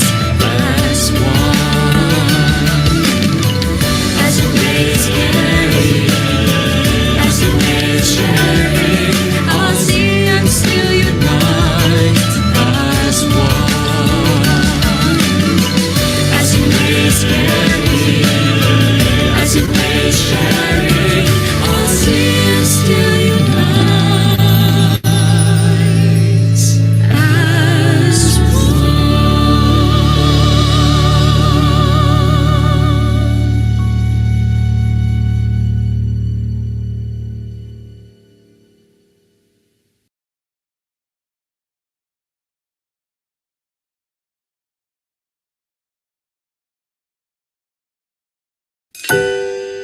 ASEAN way is caring. ASEAN way is sharing. No matter the distance between us, ASEAN still unites as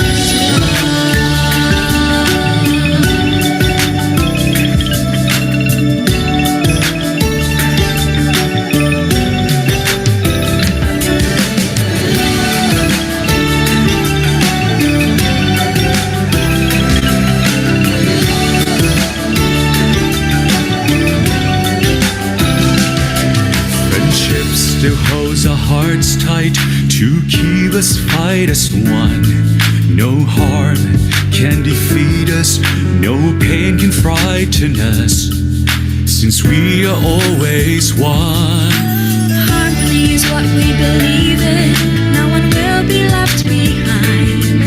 So we can fly as one, blow our love to the sky, since we are always one. Let's share our spirits to heal the world.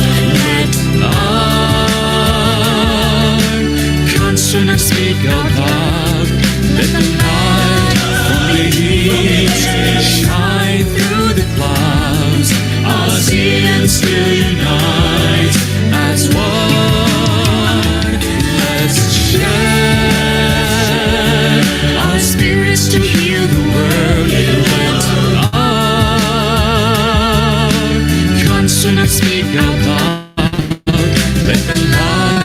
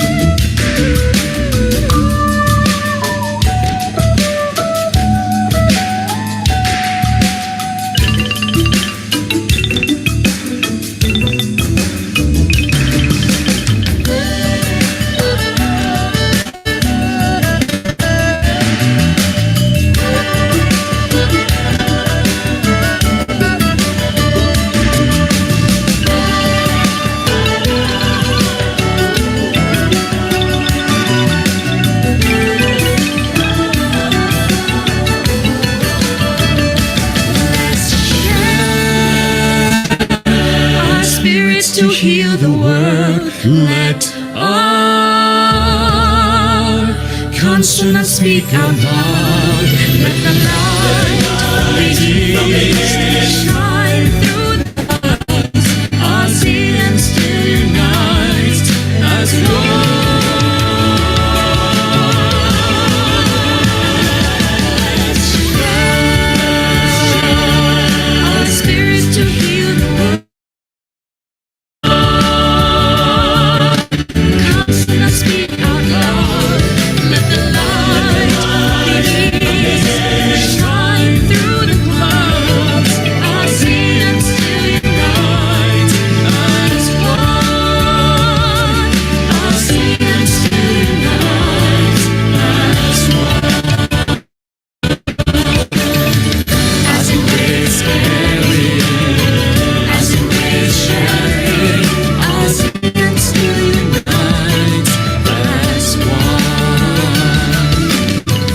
As it is caring, as it is sharing, ASEAN still unite as one. As it is caring, as it is sharing, ASEAN still unites as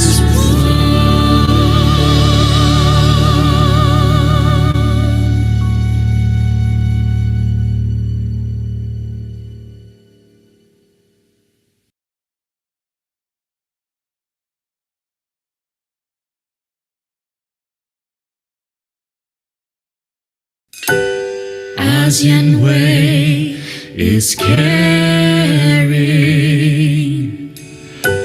ASEAN way is sharing.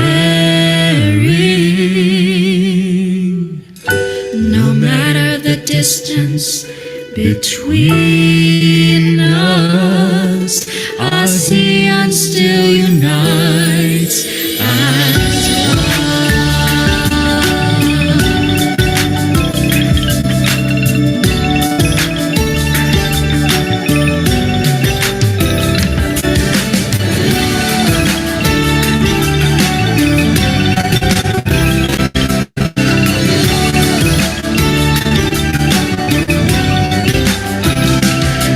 Friendship still holds our hearts tight to keep us unite as one. No harm can defeat us, no pain can frighten us, since we are always one. Harmony is what we believe in. No one will be left behind. So we can fly as one, blow our love to the sky. Since we are always one, Let's share our spirits to heal the world. Let our consonants speak out loud. Let the light from the east shine through the clouds. ASEAN still unite as one. Let's share our spirits to heal the world. Let our consonants speak out loud. Let the light from the east shine through the clouds. ASEAN still unite as one.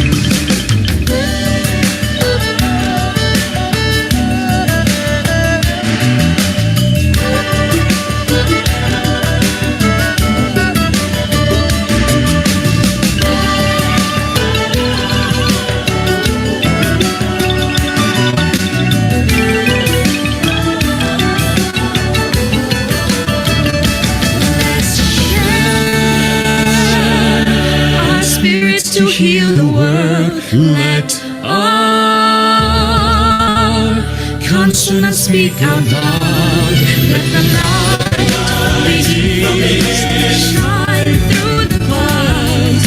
ASEAN still unite as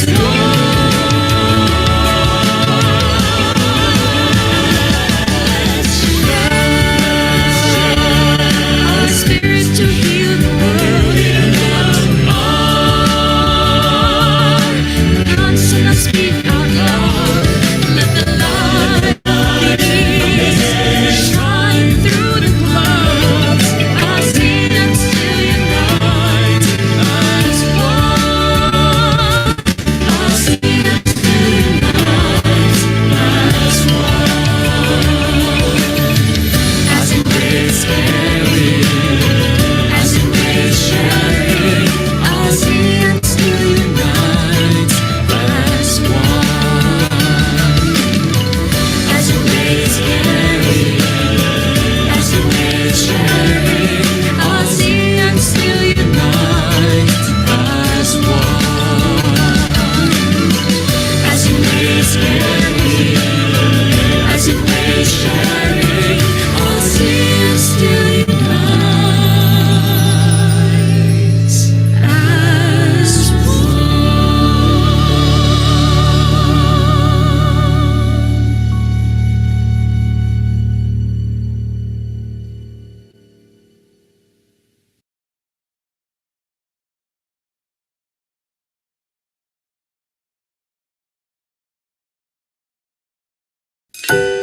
ASEAN way is caring.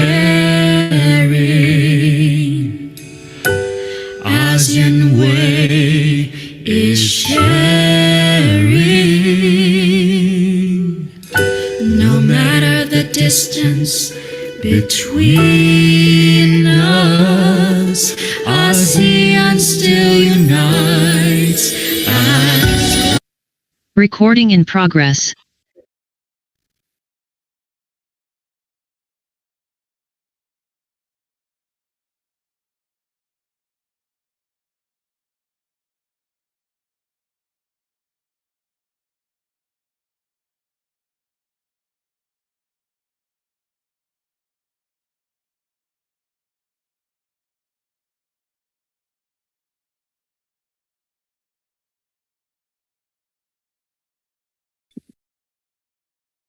Thank you for everyone, the participant online and the participant offline.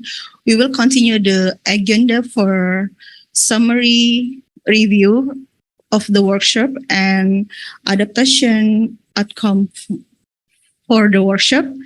And we please Mr.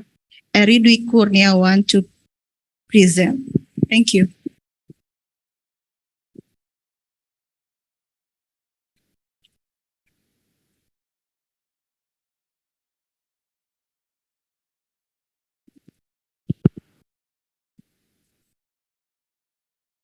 Yes. Assalamualaikum warahmatullahi wabarakatuh. Good afternoon, ladies and gentlemen, excellencies, all delegates, also for the speakers and the participant from ASEAN member state, both offline or offline platform. Finally, we accomplished all the session of this workshop. We have 3 sessions. This is a plenary session, panel discussion session, and parallel session. As the subcommittee Microelectronic and Information Technology Indonesia and the chairman of this workshop, I will summarize this workshop. This workshop is entitled the ASEAN Workshop on the Fourth Industrial Revolution, Artificial Intelligence Implementation on Energy Security, Agriculture, Cyber Security, and Creative Industry. So on this workshop held today, Wednesday until Thursday, 23rd and 24th November by hybrid meeting in Bandung, Indonesia. This report summarizes the outcome of the ASEAN Workshop on the Fourth Industrial Revolution hosted by the National Research and Innovation Agency of the Republic Indonesia by hybrid platform in Bandung on 23rd and 24th November 2022. And the workshop was held to provide input on the workforce readiness in the facing Industrial Revolution 4.0 and formulate a future regional concept on artificial intelligence joint research in the energy security, agriculture, cyber security, and creative industry.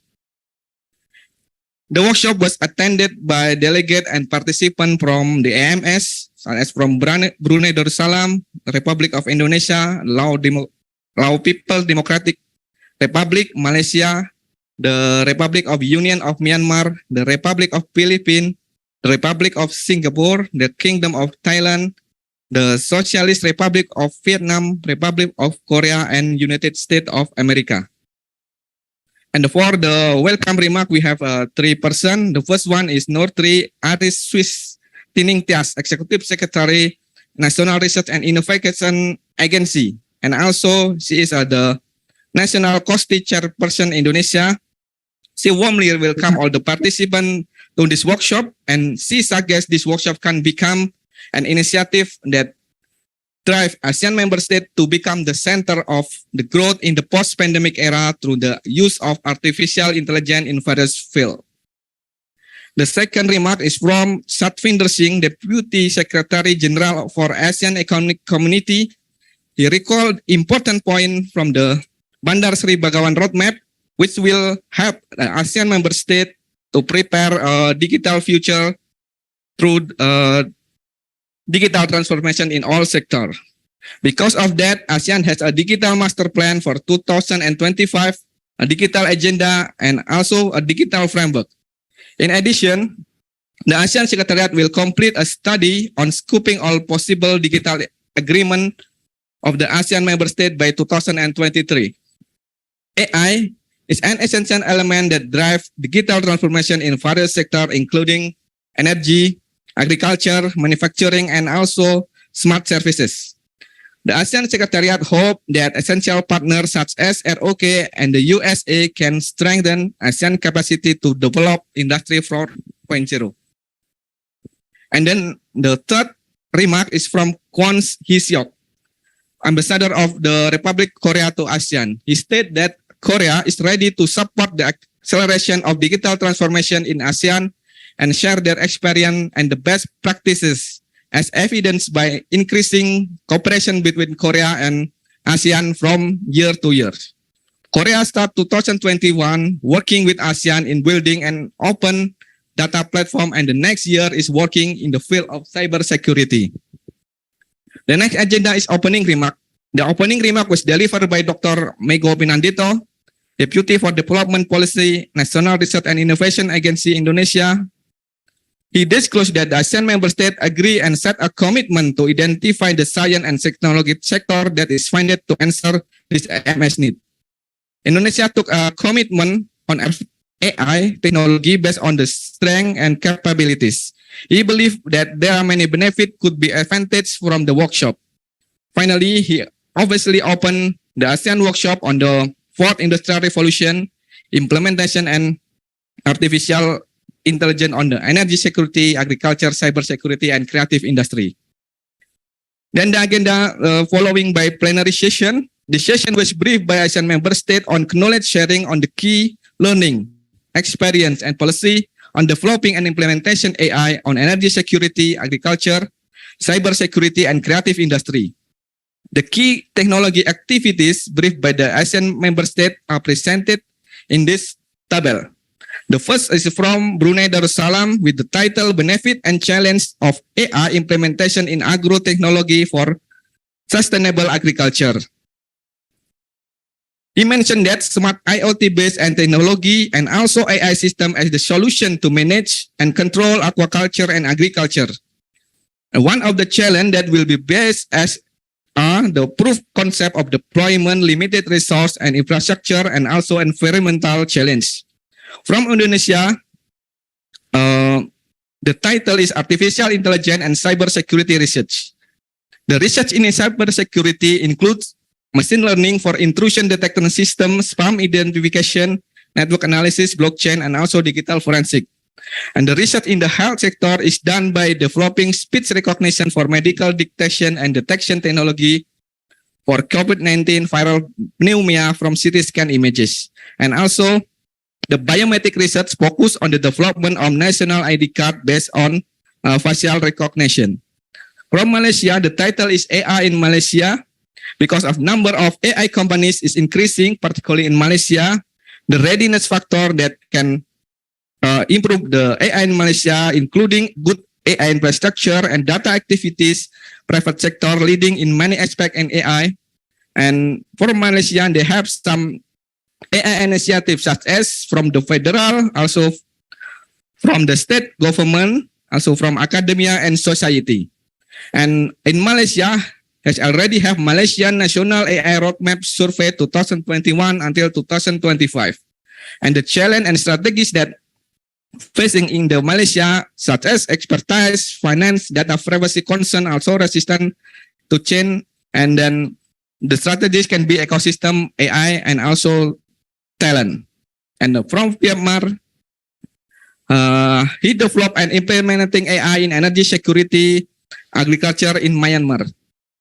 The current state of AI usage in Myanmar is Myanmar has an AI community then consisting of young people who are interested in the digital solution including AI. Then the current state AI in energy security in Myanmar is applied for smart home and also for smart grid and also prediction of energy demand, power theft and also energy fraud detection, microgrid management and energy customer engagement. And Myanmar is using in AI agriculture for crop yield prediction, also for market price forecasting, intelligent spray, vegetable seeding time, agriculture robot, also crop soil monitoring, and disease diagnosis. And the future trend for AI research project in Myanmar is automatic vehicle, license, plate recognition, smart air quality monitoring system, and the others. And the challenge in Myanmar is ICT literacy, ICT skill, and quality of ICT infrastructure, digital skill for society, SME willingness to change business model using high tech. The next speaker is from Philippines with title Industry 4.0 Initiative in the Philippines at the early stage of post-pandemic and post-election period.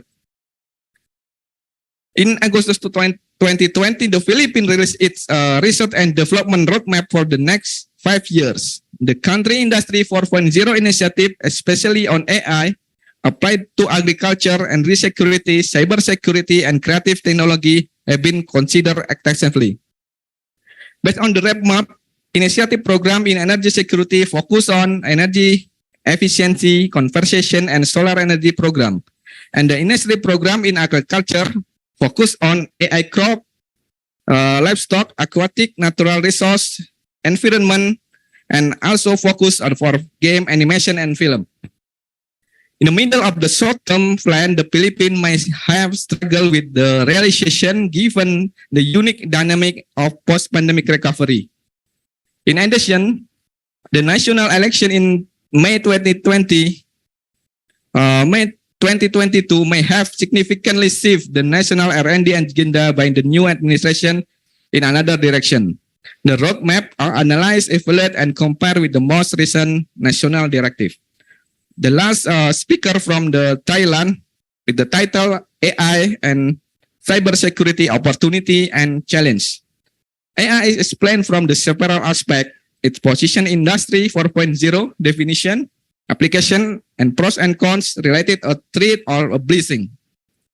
The four influence angel of cybersecurity and AI, including strength, weakness, opportunity, also threat. For the strength is leveraging AI to fight against cybercrime, and the weakness is vulnerable in AI algorithm, and the opportunity is create to more intelligent cybersecurity. And the threat is a misuse of AI. And AI offer promising benefit that make it an excellent tool for any modern organization. The next session is briefed by ROK and USA on a policy and market trend in dialog partner DP country. The discussion is presented in the table. For the ROK, she talk about the Korea artificial intelligence policy. Korea AI policy is motivated by structural transformation around the world in the field of the security, economy, society, and environment need innovation solution that can turn the crisis into leapfrogging opportunities, and also technological innovation that drive force to overcome the crisis and respond to change. And the last is to digital as a solution for overcoming crisis and leaping forward. And for the response to digital transformation, Korea developed the National Digital Strategy in September 2022 with a vision, Digital Korea, that serve a global role model. Korea also determined the strategic direction for fostering AI to secure competitiveness in AI technology and industry, expand AI infrastructure, accelerate AI convergence, and establish AI ethic and trustworthy AI. The second speaker from dialogue partner country is from USA with the title Privacy Enhancing Technologies for Artificial Intelligence, or PET. So PET are the first group of tool both for software or hardware that allow us to use sensitive data without ever having access. The White House Office of Science and Technology Policy has created a fast-track committee to develop strategy for PET. PET is among a suite of the so-called democracy-affirming technology to protect privacy and responsibility use data across sector more fulsomely. And the PET hold a great promise to support innovation-driven economic growth and prosperity, as well as the advancement of individual and group physical and material well-being.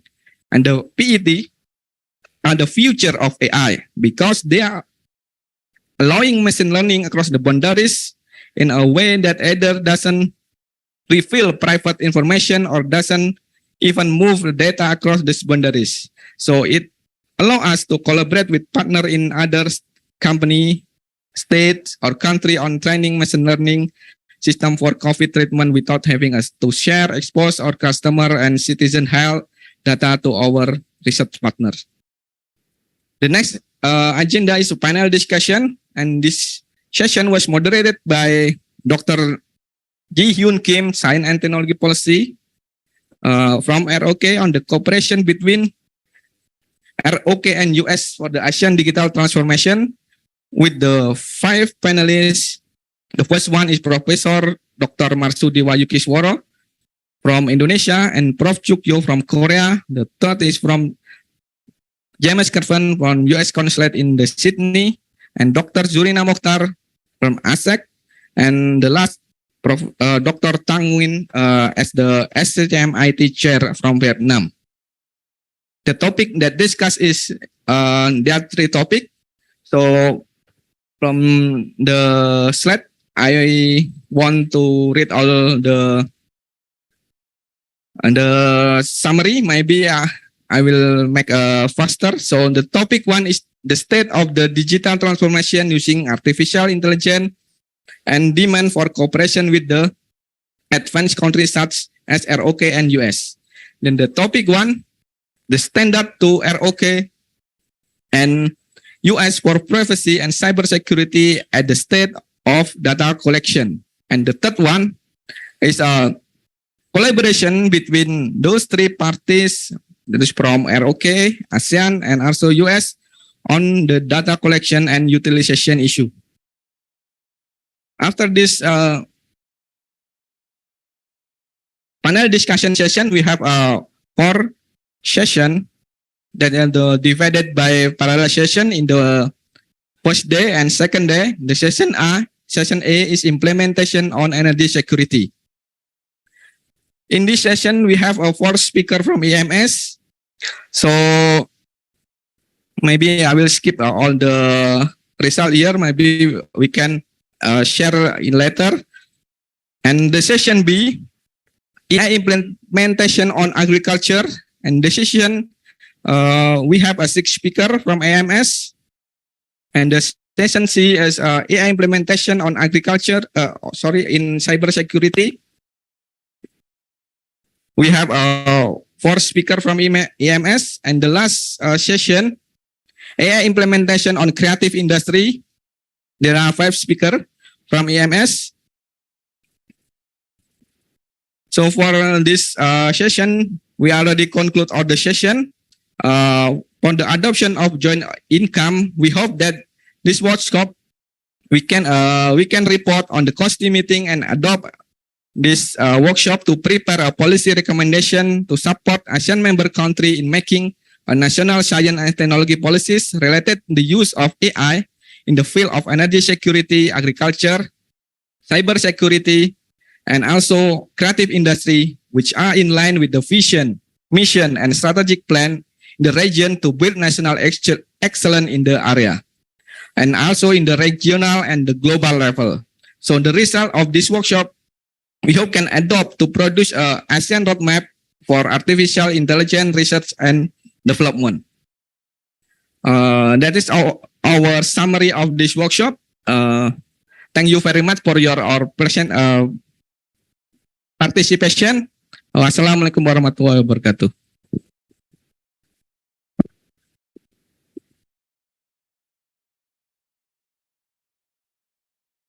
Thank you, Mr. Eri.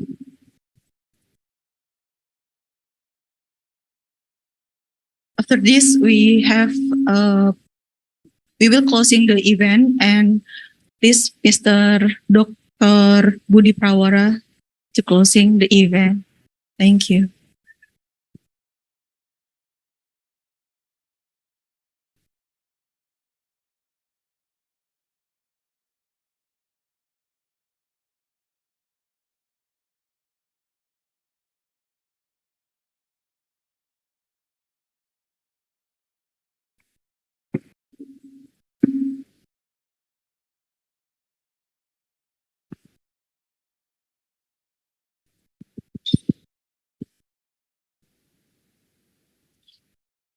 Hello, I am Budi Prawara.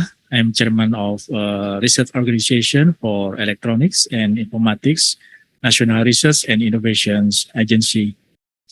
I would like to make closing remarks for these 2 days workshops. Assalamualaikum warahmatullahi wabarakatuh. Good afternoon, ladies and gentlemen, Excellencies, Dr. Laksana Tri Handoko, Chairman of the National Research and Innovation Agency, Mrs. Nur Tri Aris Sustining Tias, Executive Secretary, National Research and Innovation Agency, and also she is National COSTI Chairperson for Indonesia, Mr. Satvinder Singh, Deputy Secretary General for ASEAN Economic Community, Mr. Won Hee Seok, Ambassador of the Republic Korea to ASEAN, Professor Dr. Insinyur Masudi Wahyu Kisworo, member of the Board of Governors of BRIN Indonesia, distinguished delegates, speakers, and participants from the ASEAN member states. On behalf of National Research and Innovation Agency and the ASEAN COSTI Indonesia Organizing Committee, I am delighted to deliver this closing remark on the success of the ASEAN workshop on the Fourth Industrial Revolutions, implementation of artificial intelligence on energy security, agriculture, cybersecurity, and creative industries, which were held by hybrid from Bandung, Indonesia. The committee successfully hosted the event as the plenary sessions, panel discussion sessions, and parallel sessions. All presentations were delivered excellently with minimum technical issues. I believe that during those 2 days, we have all had insightful, interactive discussions and great chance to share the outcomes of our knowledge and experience on the implementation of artificial intelligence in the various topics. Afterward, we can formulate a policy recommendation to support ASEAN member countries in making national science and technology policies related to the use of artificial intelligence. Thus, finally, we hope we can produce and release an ASEAN roadmap for artificial intelligence research and development. Ladies and gentlemen, I would like to deliver my special thanks to the Ambassador of the Republic of Korea to ASEAN for jointly organizing the workshop and ASEAN Secretariat for their full support and great assistance in preparing this workshop to be successful. I also would like to thank to the distinguished invited speakers and presenters who share their valuable experience at the plenary sessions, panel sessions, and also parallel sessions. All the participants, all invited guests, and all parties who have contributed their best effort and assistance in organizing the workshop and ensuring the success of it. I do hope that this workshop is able to impact all of us to greatly foster and empower the society through science, technology, and innovations. Ladies and gentlemen, to conclude, thank you for the great contribution and looking forward for your participation again in the next meeting, and we can have a collaboration in the future. Thank you very much. Wassalamualaikum warahmatullahi wabarakatuh.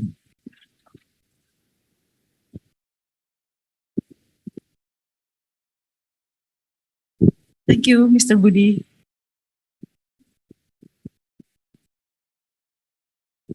Thank you for all participants for online and offline workshop. We will do thanks for the workshop, and it's going well, and see you on the next workshop for AI and intelligence implementation. Thank you.